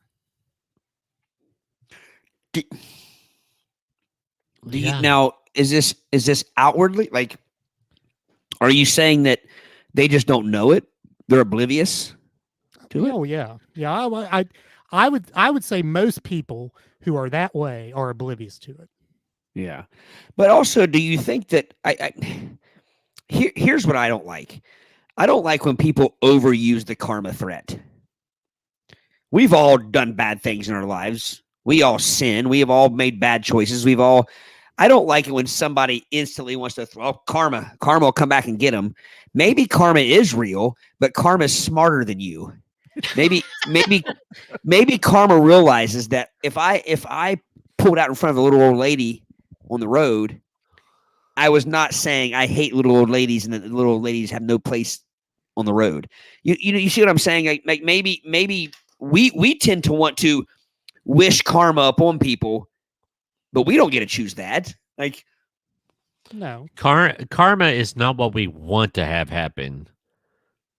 But I think karma people use it that way. Defined as the balance of like spiritual balance, and then when things get out of balance, karma rights itself to a balance. So if you do a lot of bad crap is. I think that's the concept of karma. But I agree, but I think people tend to use it as a threat. I mean, you'll hear people do it again, like you're getting ready to park in a parking spot and somebody cuts it. Oh, karma's going to come back and get them someday. Well, maybe not, because who knows? Maybe they had an emergency. Maybe they needed to get that spot. I see what I'm saying. Like perspective. Okay. Yeah, perspective, and I think we tend to want to dish out karma. We want to dish out punishment. Yeah, and perhaps they don't deserve it. We want to suss upon people. We don't want to, it's not about karma. It's what we want. Yeah. That's deep. That is deep. We're getting deep tonight, folks. We can talk about coleslaw or we can talk about karma. You pick. Most people probably saying coleslaw. Exactly. Please. Yes. Or cat poop. Guess what's going to A cat poop. Number 10. I think this is a point kind of made in I can't remember if it's the How to Win Friends and Alien or How to Friends and Alienate People. What's the book? Friends and Aliens? What's the book? How to Win Friends and Influence People. Influence People, Alienate People. That's a different book.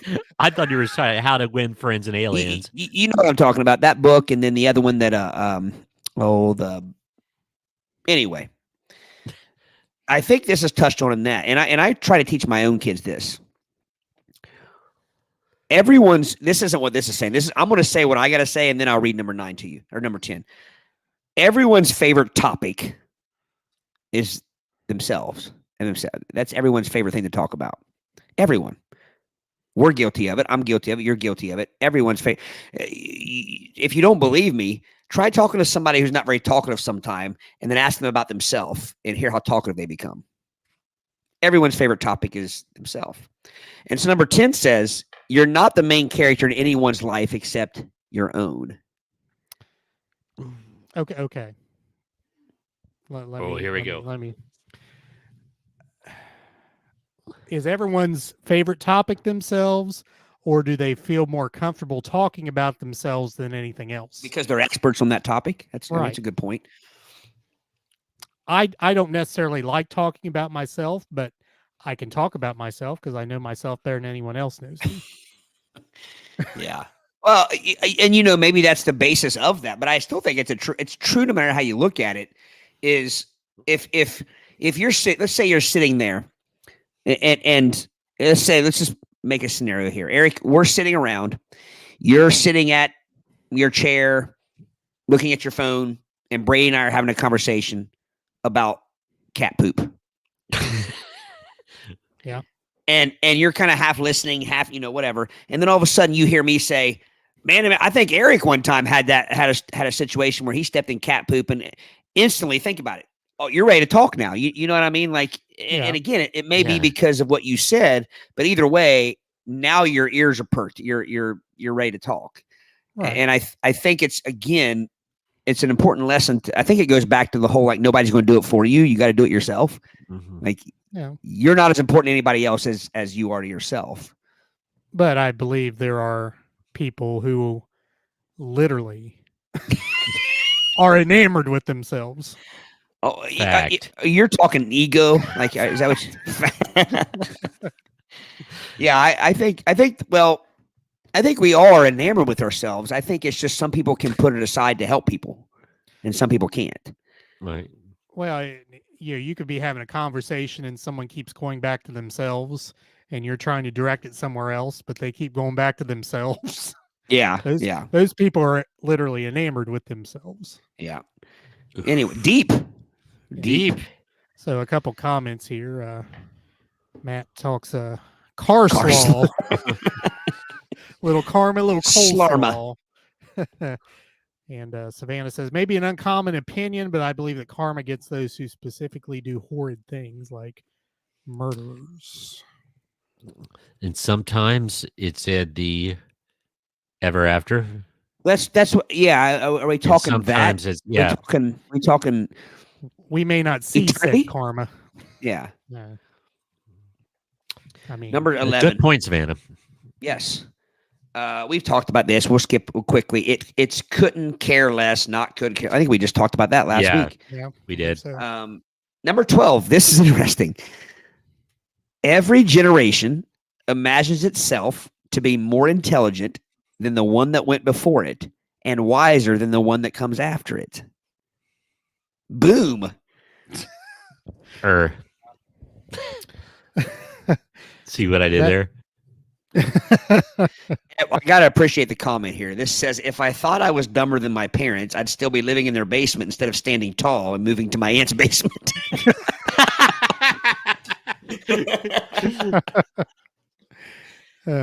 So what do you think of that, gentlemen? Smarter. Does smarter mean that you inherently have more knowledge because things like technology have changed and we just know more because we know about different things? I have never got up on that soapbox. Now, I think our generation thinks there are certain things we do better, but I've never thought we were smarter. For Pete's sake, like I said, God, what are you, 98? For Well, gee Pete's sake. willikers. I have said often, I'm pretty self-deprecating about this because it's a fact. I'm as mechanically inclined as a ham loaf. And the generation that came before me could take a wire, a soldering gun, and a piece of binder's twine and fashion an electric generator. Just out of intuition. But That's you true. know, we have skills that they don't have. Which generation would survive the apocalypse, zombie apocalypse? Yeah, an apocalypse. The older generation. I mean, by far. I would even go as far as say back to late 1800s people. Yeah. Because they haven't become soft like us. I think though, soft and flabby. Guys, I'm gonna go down a path that I don't even know why I'm going down this path, but I'm going to. I think anyone, I feel stupid even saying this.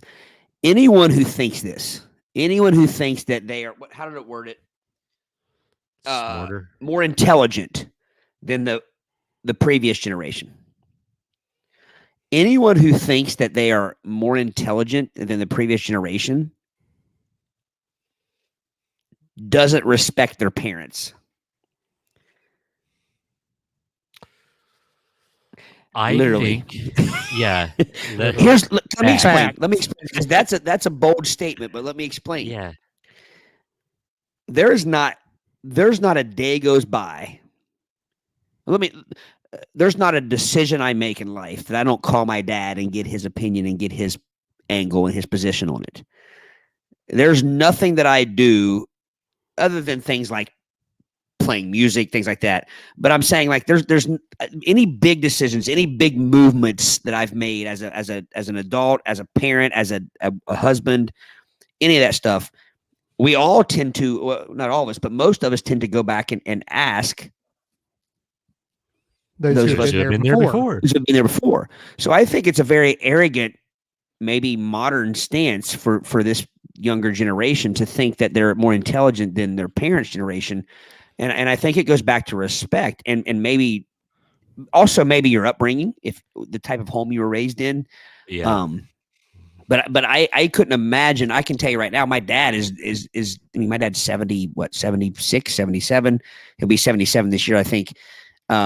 By far smarter than I am. I mean, this, again, maybe he can't dissect a sentence or write a 5-paragraph essay, teach kids to write a 5-paragraph essay. But as far as just basic stuff that really matters in life, it would be very arrogant of me to say that I'm more intelligent than the generation before me. I believe in the person that said they were more intelligent. It could be argued in newer generations might be, I'm going to choose this word, enlightened about certain things. That sounds like a Ponzi application of that word. Can I use a different word, Brady? And I think, sure. I think I know where you're going. How about advanced? Maybe not so much enlightened, advanced. Yeah. I mean, think about like, not because they were inherently racist, but they were like in the 50s and 60s because of them not knowing that people were, because they had been fed a steady diet of segregation. You know what I mean? Yeah. So when they found out otherwise, they became more enlightened. Each generation, that fear is broken down, and there's been, do you know where I'm going? Like I said, it's Ponzi, but it is. I was thinking about this. What do you guys do? Okay, you're going somewhere, maybe for the first time, maybe for the 10th time. It doesn't matter. But what do you guys do? Probably the same thing everybody does in this modern age. When you're going somewhere, you plug your phone in and you have the map up on your car, and that's how you get there. Yeah, I think that's a perfect example of how we're not more intelligent than the generation that had to. First off, it was not as easy to get places as it is for us now. I listened to my dad talk about like when he first started working at GE, the way he went, and I'm thinking, good Lord. I mean, like God. You couldn't get on 32 and then go to 275 to 71, whatever. I mean, like, and then on top of that, even something as simple as that we take for granted map reading, we don't read maps anymore. I'm going to go one farther back. Think about Columbus getting on the Nina, the Pinta, and the Santa Maria and having to use a sextant and a compass of the stars to get someplace you'd never been before. Yeah. I'd be sunk, literally. Now I will. Now, and I think you two will agree with me here. I will make myself an exception to that rule that you just said, Todd. I put my map up just so I can tell when I'm going to get there, because my credo has always been I need 3 different ways to get everywhere. Aric will take a back alley in the middle of a right to the left of the cow's rectum and over the mossy tree. And if you don't see the cow's rectum, you're not going, But I kid you not, it was because I was officiating down the city. Yeah. And you'd hit traffic and you needed a way to get around. Oh yeah. Right. And you were this way before technology was this, you know what I mean? Like, yeah. But I think about that. I think that goes back to even you and the generation that you're part of. I don't think there's any way you can say somebody that has to have their phone to tell them where to go is any way at all more intelligent than someone who doesn't need their phone. Even if you choose to use your phone. I mean, I tease you all the time, like about the Scrabble, how you insist on using an app to score Scrabble when I already have it figured out on paper, but you don't need to. You know what I mean? You choose to. Yeah. And my map skills are impeccable. I mean, this is going to sound so nerdy. I played with maps. I would put my bike, and I would play like I needed maps to get around, and I daggone it. Well, for Pete's sake, Aric, do you remember? I was on vacation. Do you remember? I'm saying it again. Do you remember when you, Todd, or you, Doug and SJ went from like Ripley to St. Martin just using a map just to see if you could do it? Well, and it was not only that. We went. It was from St. Martin to Ripley. Oh, not going on main roads. We had to use all back roads. And we ended up in a creek bed where there was no road. That's called stick-to-itiveness right there. No, it was Doug. It was Doug's car. Doug tried to drive his car through the creek bed, and it got caught up in some, like, I'm not talking racks. Like boulders, like. Yeah. And a Noah is not going to go there, man. That fell on the what I said earlier about kids, no matter what the present company included, kids are stupid. That fell on a stupid. It boils down to this, and you guys see this, I'm sure, in schools as well. The thing that our parents' generation had that has dwindled, problem solving, and there's something about intelligence connected to problem solving. You know what I mean? And that can even be in individual upbringing. I don't know if she's still listening. She's a much better problem solver than me, because Celia did a lot more when she was growing up as far as around the house and things like that than I did. I mean, I'm not ashamed to admit that. And some of that, Todd, may be that you're the baby and she's not. Well, exactly. Yeah. So there's a lot of factors, and I don't know how to. But then you guys see this. There's some ways where I look at my students, my fourth graders, and I'm like, damn. I mean, sometimes they come up with stuff. I'm like, that I would have never been able to come up with that when I was in fourth. So I think it's. I don't want to use the word intelligent, but I do. I think it's a very arrogant way of looking at it, to think that you're more intelligent than the previous generation. You're just different. Yeah. Think about this, guys. Think about Say and I were talking about this here recently. Now when we go somewhere again, we plug it in our phone. We plug our phone into our car. When Say and I were first married, and we went on vacations and things like that, it was MapQuest, and you printed off your directions. And the way you got home was you just read them in reverse, or you printed them off in reverse at the hotel or whatever. And I like that. You had a stack of papers on your dashboard for all the directions. Yeah. And it was just our way of map reading. Or an atlas. Yeah. To where I know Say talks about, like, when she was a kid, her grandpa always, before they went on a trip, like reading the atlas, reading the maps and studying it and kind of knowing his way. But I will say, I really think that, because my kids are not very good at, like, direction. I'm not very good at either, but I always wondered how my parents knew how to go. I mean, how they know where to get to everything. Cause I've never been that good at it, but do we need to be, that's the thing. I mean, you use what you have to use. Yeah. And we don't have to use those things anymore. So we don't. It's like a muscle we no longer use. Well, Gary says it very succinctly. Maps read to us now. We don't read Very maps; good. they read to us. Yeah, that's true. All and right. he also says, by the way, complaint against college students has been they think they are smarter, but we know better because we're wiser. Both sides are present in this argument. Nice. And there's something to be said for having been there before. And I made mistakes, and I try to tell my son what mistakes I made so he doesn't do the same thing, but probably ends up doing the same thing, and then comes back and says, himself, Dad, you were right. Well, I know I was right, and my dad was right too, and he tried to tell me, and I went ahead and did it anyway. But Yep. This next one's good conversation, guys. Thank you, Gary, for chiming in.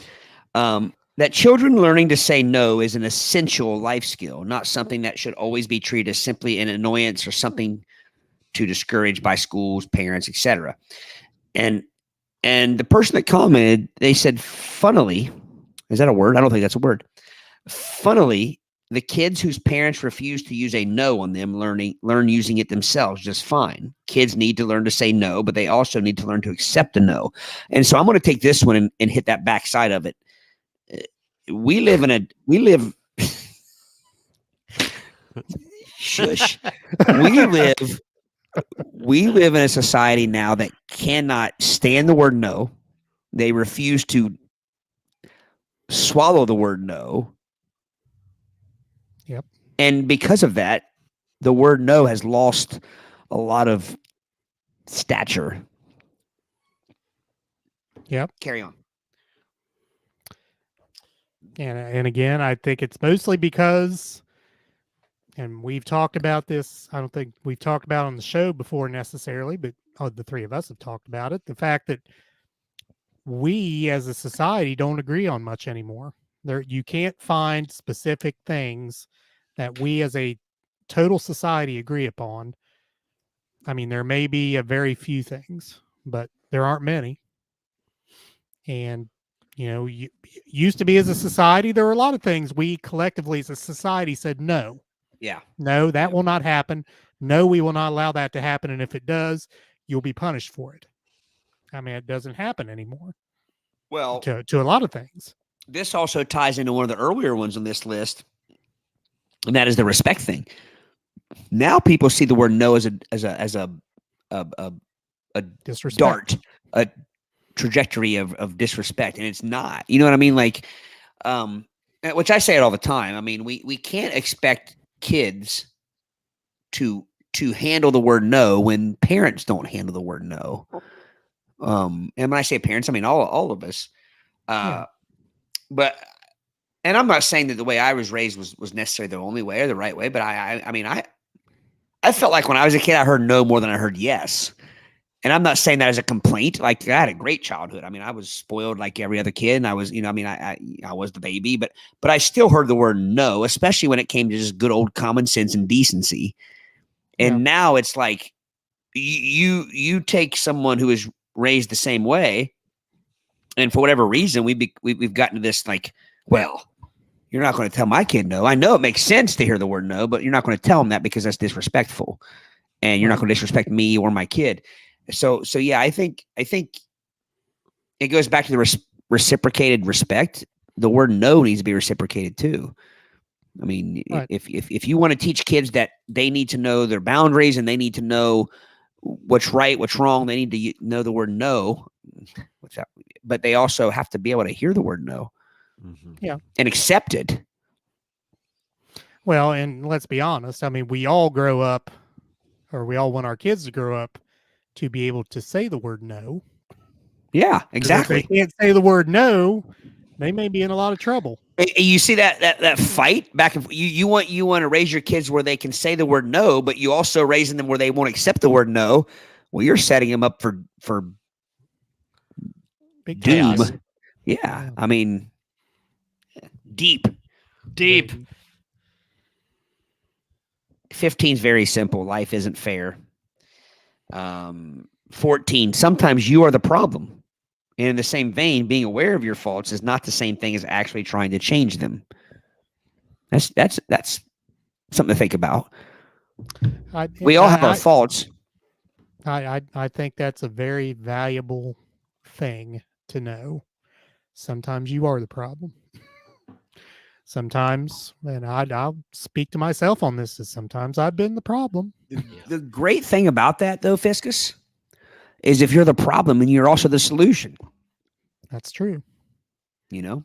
Whoa. We're trying to help folks out there. Chime in. Gary, no makes yes more valuable. Oh.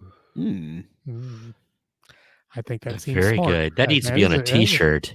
Yes, it does.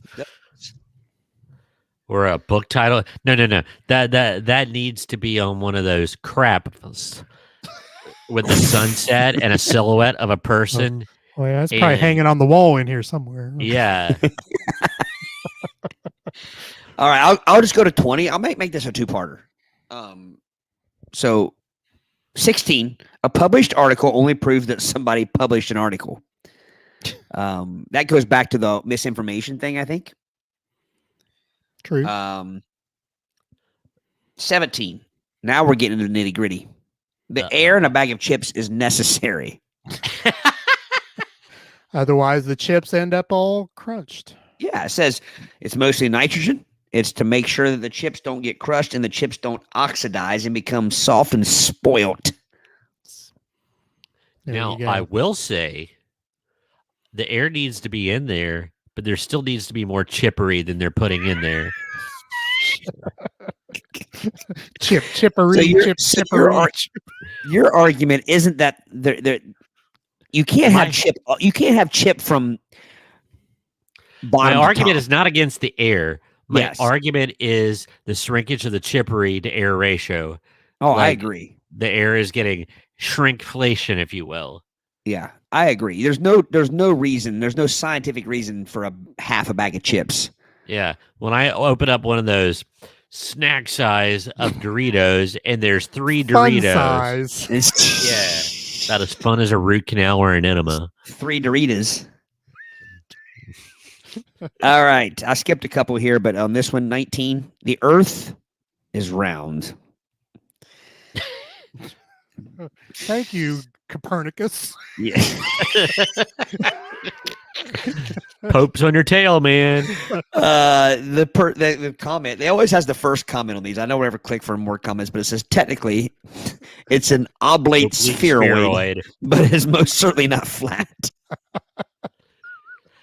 I think that is a kitschy pop culture thing and born out of oppositional defiant culture.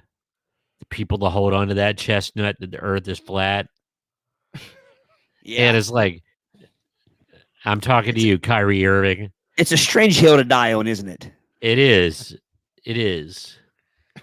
All right. Number 20, the last one for the night. Popping off.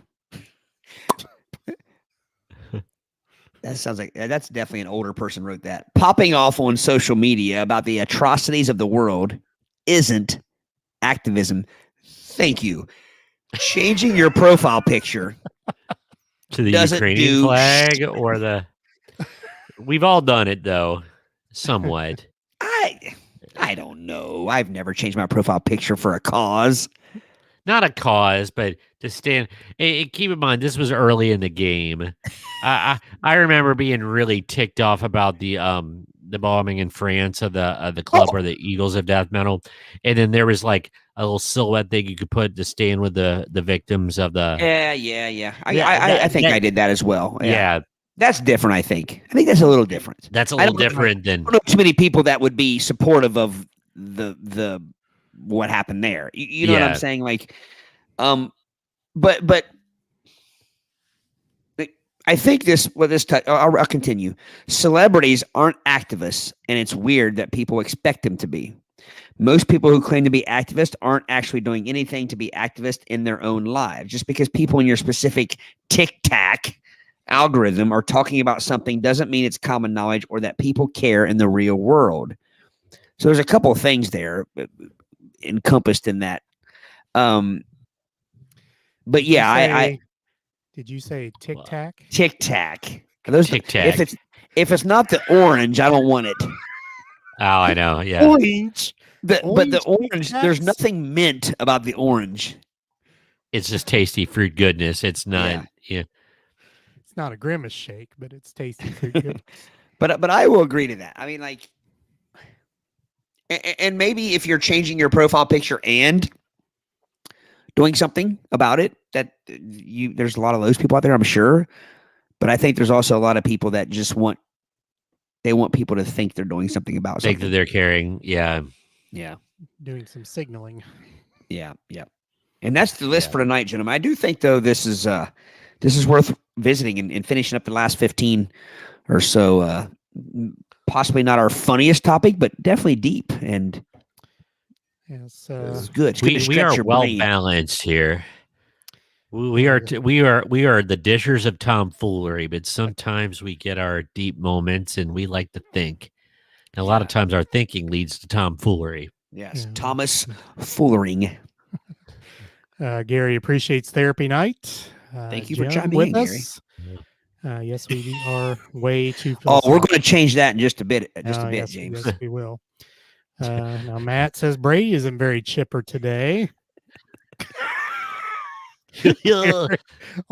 Gary says orange Tic Tacs have an aftertaste like the smell of cat whiz. They do. I was going to go vomit, but either way. But I like them. They're my favorite. It's like a sherbet capsule. It's just yeah, it's got a bit literally tastes like cat whiz. Now has one tasty cat whiz. Well, all I know is Garfield's cat whiz is orange. Now, isn't it an amazing thing when something tastes like something else smells? Oh, I have said that. Well, you guys made fun of me that when where I said something. We did not. Tasted like box.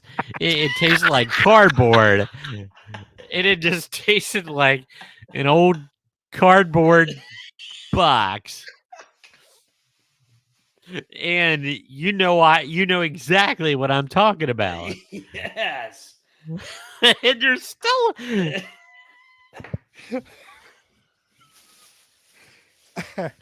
we weren't making fun of you. It was the double entendre, Brady. Yes. I just realized that I've been saving up. Did you just now realize that just now? I just realized that I have saved all my suckers, but I have nothing but chocolate left, except one. I was almost in the same boat, man. Well, when I was a kid, this was the only kind I would eat. Now it's my least favorite. Tootsie Pops. I got the last bunch of Flash and Fruit Punch because all they have is Lava Burst Orange, which is fine. Gosh, that's a toy you're holding. That comes from a little play kitchen of your daughter's, doesn't it? Like one of those little play kitchens. That can't be a real box of juice. But the Lava Burst, I could think of other foods that give you the Lava Burst. Like chocolate. Spicy chili. All right. Game of the night. All right. Misery Index. All right. Once again, if you've not been on one of our episodes of Misery Index, I'm going to give a scenario, and a number has been assigned to that scenario, which corresponds to the misery of that said scenario. The higher the number, the more miserable the scenario. So our co-hosts here have to guess. Kyle King rule in effect. We've got to get a t-shirt that says that. Yes, Kyle King rule in effect.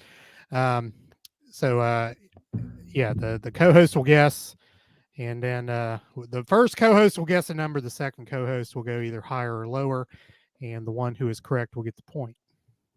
All right, we'll play to 5. Todd, we drew lots backstage. You get to go first. All right. First scenario. Shard of glass in your salad. thought you were going to say something. I didn't know where that was going. Well, just because it's in your salad doesn't mean you actually ate it. Well, I mean, I'll show you the picture here. I mean, it is. Is it a tossed? Is it a tossed salad?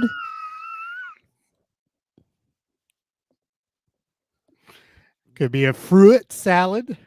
Could be a potato salad.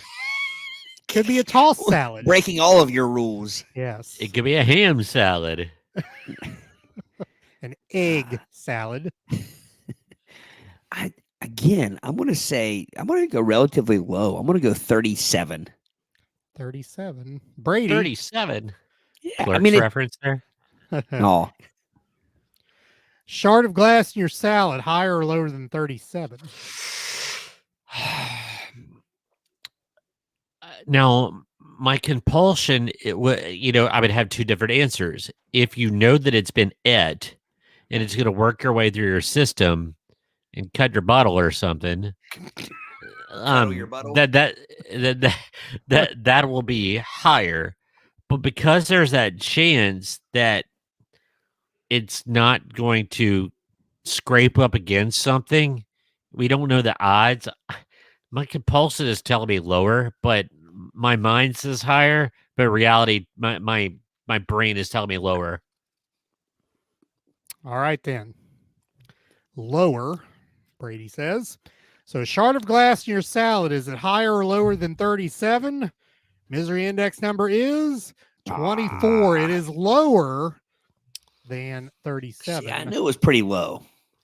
Yeah. Todd gives me the heebie-jeebies, though. All right, Brady. See? What was that? Who went?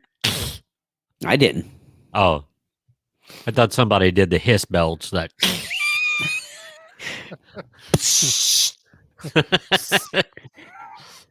Whop. All right, Brady. Your father has a sex change. Hello. Yes, we went there. Well, my first reaction is my father was a wonderful and handsome man, but he would not have been an attractive lass. I'm going to say that's going to be relatively. You don't douse the mouse.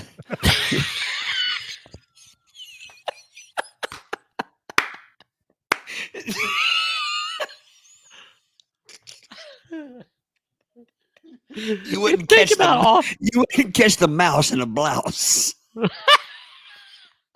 You guys spent years, my entire life, you guys called him the Mouseman, and all of a sudden we would have to change our vernacular to Mouse Woman. Yes. Or a shimouse. Yeah. Mickey would not have become Minnie. And you don't reduce a mouse to its ear. Well, I bet he's enjoying this. I got to be honest with you. Oh yeah. Mousie's enjoying this immensely. Happy Father's Day, Dad. Wowzers. I'm gonna say. I guess it would depend on who your dad was. I'm gonna say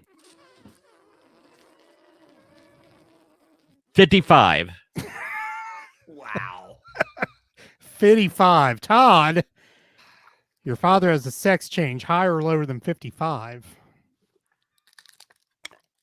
When was this game made? When? Yeah, I think that's going to play into this. I don't know if I have a date on that or not. That made us both remove our hats and tassel our hair, Todd. We did that unrelated at the same time. That must have been an uncomfortable, Honestly, this is the most old man comment I'm going to make tonight. There may be a date on there, but I can't read it because I don't have my glasses. Can you rub your finger over it and read it or something? Rub my finger. Well, actually, I do have my glasses. Let me get my spectacles. Spectacles. my monocle. Spectacles. 2019. Okay.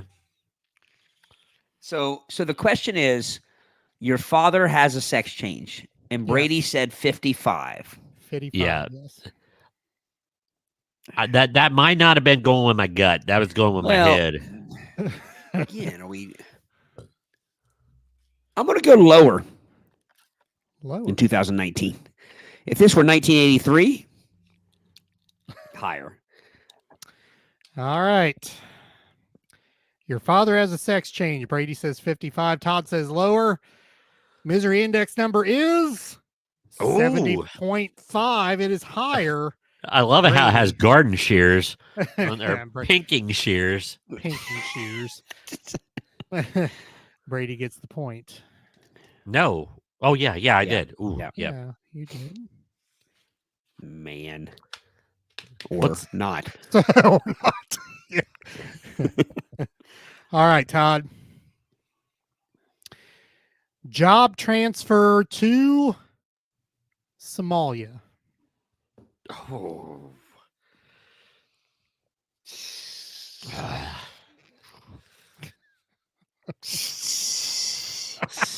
A lot of hissing and such. Yeah. Is that cat 82. Still in that room?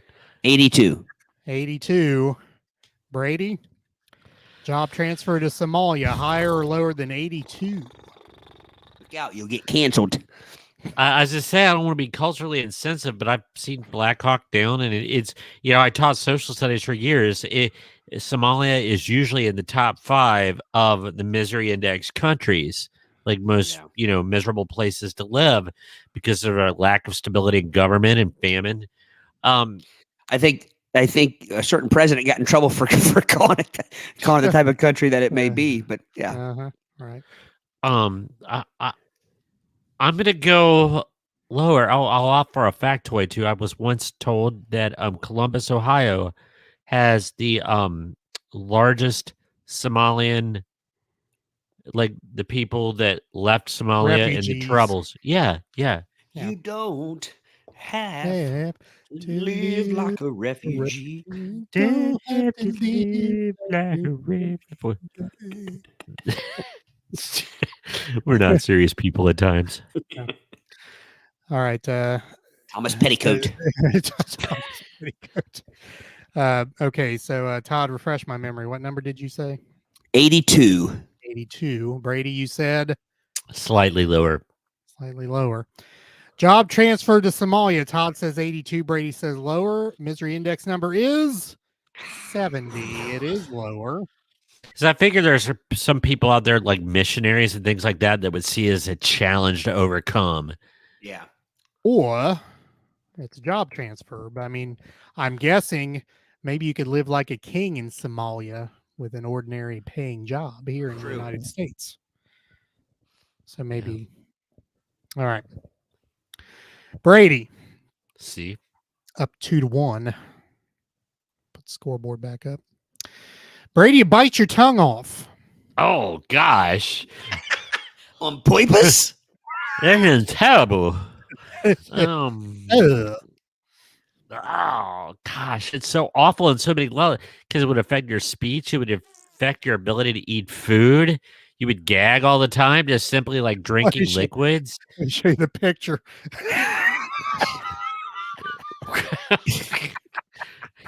It would affect your marriage? Yeah. Actually, it might improve it because then I couldn't talk. Let's see. That's pretty high. I'm going to say 90. 90.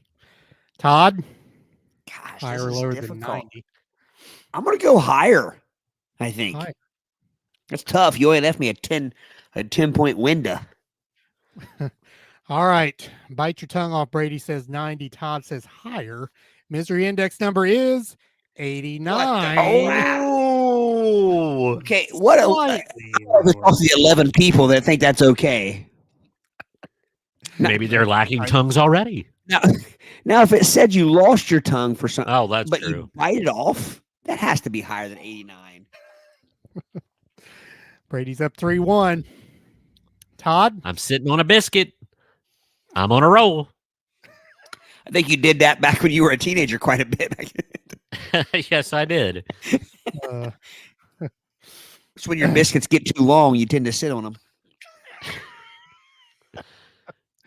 them. Speaking of which, Todd,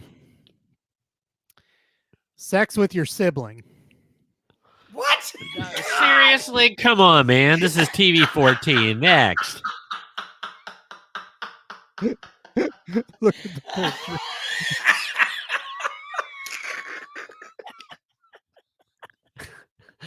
The dueling banjos. I'm not laughing at the question. I'm laughing at Brady's disdain and his disgust, which is warranted. Shame, sir. I said good day. My children for that. That reminded me of the for God's sakes, would you cover yourself? What movie was that? Oh, Weird Science. Weird Science. When Chet takes off the towel, he says, "For God's sakes, would you cover yourself?" I discipline my children for that. Brady just about walked out. Well, the question is on the table. Exactly. Man, I don't know what to, after the biting your own tongue off thing. I got to go high on this one. But here's what I don't understand. Like, I just need to give a number and shut up because there's no way. I'm gonna go. This may be the first one ever. I'm gonna go 100. I can't do that because all he's got to say. I'm gonna go 97. Then I have to say lower, and it makes me sound like a wedge. 95. How's that? 95. 90. Put that in your pipe and smoke it. Brady, higher or lower than 95? Gosh. Higher. It's going to be. There's no way to. You might know I get this one. Luck of the draw. Yeah. All right. What's that number? Sex with your sibling. Todd says 95. Brady says higher. Misery index number slightly more than biting off your tongue. 89.5. Gosh, look at the banjos. Did you see the banjos? Yeah. That's not very culturally sensitive. Todd gets the point. I'm going to be honest with you. That is the least proud I've ever been of a point in my life. Oh gosh. Brady. You get a head injury and you lose 10 IQ points. I just call that fairness for the world. I'm kidding. No. Oh man. 10. 10? 10 IQ points. I would say 45. 45. Todd? Because people will put substances in their bodies that make them lose IQ points all the time. So they're pretty used to that. This just has a semi-permanence to it. So I'll stick with 45. There's two things at play here. If you just would have stopped that you get a head injury, I think the number will be higher. But then when you lose 10 IQ points, I think it tends to it lowers it. Yeah. So I'm going to go a little lower. Okay, lower. Everybody can do with 10 fewer IQ points. Well, head injury, lose 10 IQ points. Brady says 45. Todd says lower. Misery index number is 87. Oh my! What the? Wow. Gosh, slightly lower. Everybody they talked to had head injuries and lost 10 IQ points for that. That's shocking to me. So I mean, almost as many people would rather. You know what the last question was? Yeah. Bite your tongue off, or that next question, then lose 10 IQ points. Priorities. Does seem to be. I would say that somebody that participated in the last question doesn't have 10 points to give. Yeah, priorities, people. All right, Todd. Yep, Brady's in the barn. Yes, Brady is in the Bairn. I am the Bairn. You develop Tourette's and curse constantly. That's just called fun. I was gonna say that's just life. It's Todd.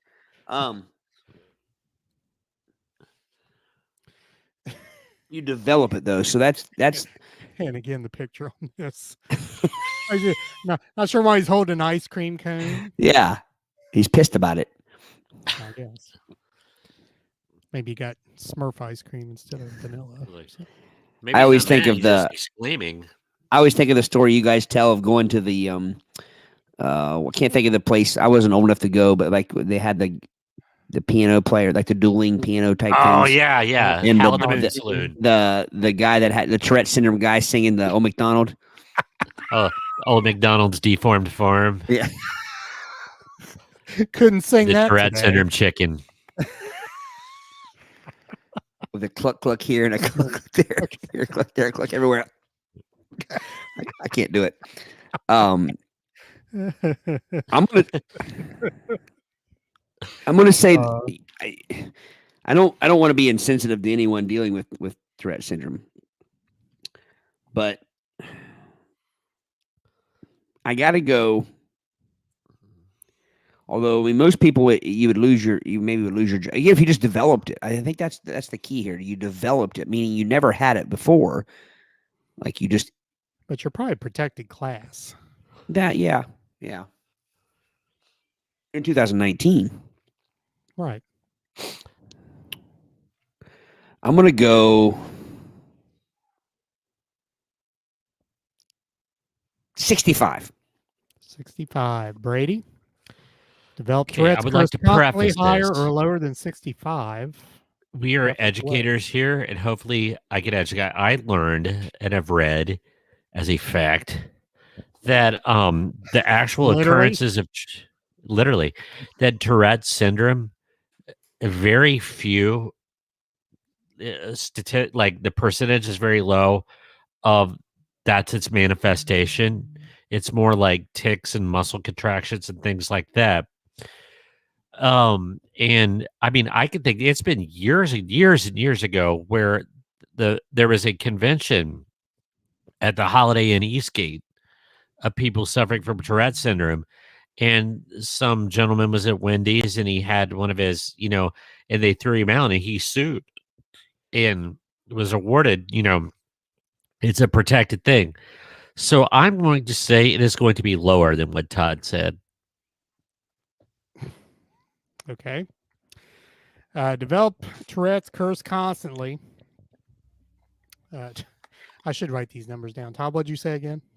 65. 65. And Brady says lower. Develop Tourette's, curse constantly. Misery index number is 88.5. Wow. You were going to say it. You know it. Yep. But one thing about what your disclaimer there, Brady, you were talking about people that have Tourette syndrome and then have there's other effects of it, but it did specifically say you cuss constantly. So the people that have Tourette's who just have like a tick or something, I thumped myself out of that. Yeah. All right, Brady. See?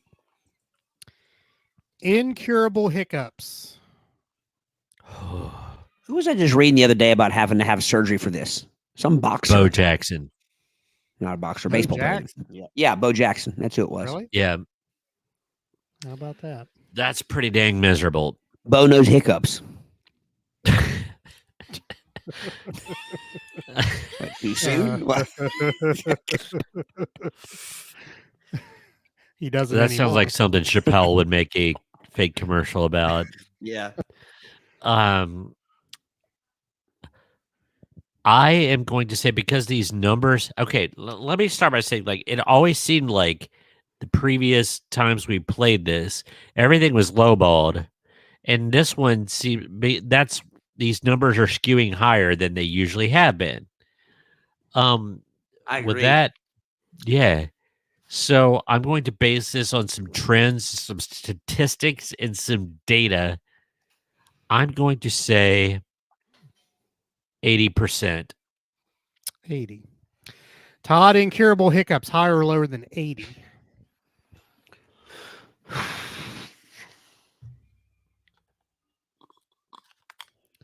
You know, it's gotten dark in this room, by the way, and I feel like I'm on the Blair Witch Project now.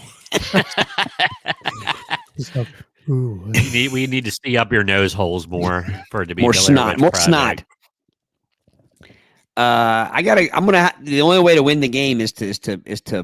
I got to go the opposite here. I got to go lower, slightly lower. Slightly lower. Incurable hiccups. Brady says 80. Todd says lower. The misery index is 80. Not lower. It is higher. So Brady wins. Brady. In the Adventure Express. Todd had been on a roll. Yeah, I had been on a streak. That streak is now broken. Brady wins 5-3. Yes. All right. Good game. Good game. Good game. This is a good episode. It was a different episode. It's like your children. You love each one of these for their different things, but this is a cool episode. Yeah, we went deep. Always like the deep conversations. Yes. Not all the time. We went catfish fishing. We were so deep we were catching catfish tonight on the bottom. We were on the bottom. We were canoodling. We were catching carp and catfish. Gotta look out for that mud vein. Good eating. Good eating to clear out that mud vein. All right. Anything else for the good of the order? We were using Wheatie balls and stink bait. Stink bait. That'd be a good band name. Stink bait. All right. Audio-wise, this episode will come out on a Friday morning. You can find us on Spotify, Apple Podcasts, Google Podcasts, iHeartRadio, and the iHeartRadio app, and most anywhere else you can find an audio podcast. Video-wise, you can also find us on Spotify as well as YouTube on our YouTube channel, as well as Twitch. Twitch. On our Play It By Ear podcast Twitch channel. Social media, we are on Facebook, Twitter, and Instagrams. All those links are at our website, playitbyearpodcast.com. Interact with us via email, admin@playitbyearpodcast.com. You can leave a voice message. We're still calling for a voice message. We have offered a free t-shirt to the next person who leaves us a voice message, and no one has done it yet. People don't even want a free t-shirt? I know. What's going on in this world? Click the link at your audio podcast provider. You can leave us a voice message, and you can get yourself a free t-shirt if you do that. So please do. And once again, that audio will come out on Friday morning. Anything else, gentlemen? All good. So. I do want to throw out there. We've talked about this before, but if you join us and you comment and we don't get to your comment, please don't be discouraged. Don't take it personally. It's very difficult. Aric does a fantastic job of emceeing this and getting comments up there and things. But when we've talked before about sometimes we don't see all the comments because it depends on which page you're commenting on. Right.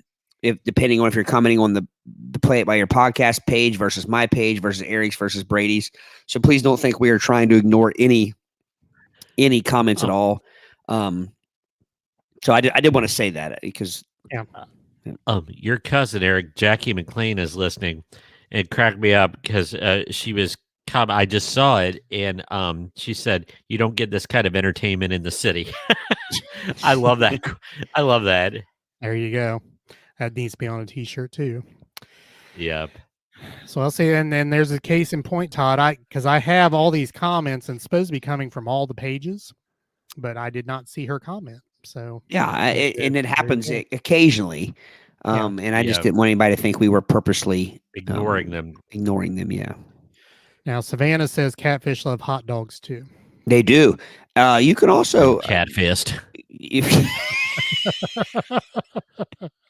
You can catch catfish with. We used to catch them with hot dogs. Used to catch them with what's treat? Corn. Treat. Spam. I've caught them with treat and spam. I've caught them on is it hominy? Hominy, yeah. Hominy. Great minds, man. Yeah, catfish will pretty much eat anything if you throw it close to them. But yeah, hot dogs definitely. Hey, Aric. I have to. That just made me think of something that Katie said when we were at trivia one night. We had one of those simpatico moments like that where and Katie's like, "Oh, only to have that life partner that gets each other like those two." There you go. Gary has another T-shirt idea: hiccups slightly better than incest.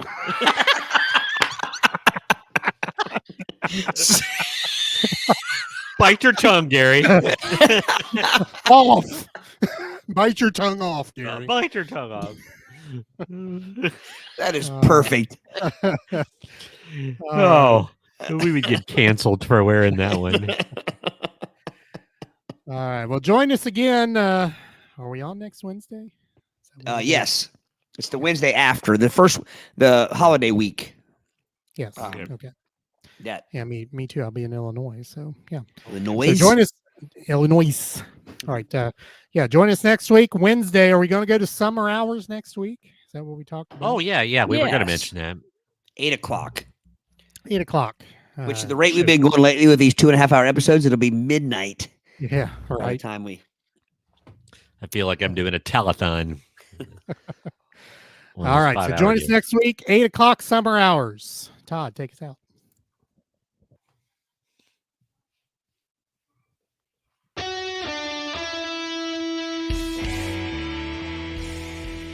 Thanks for listening to the Play It By Ear podcast.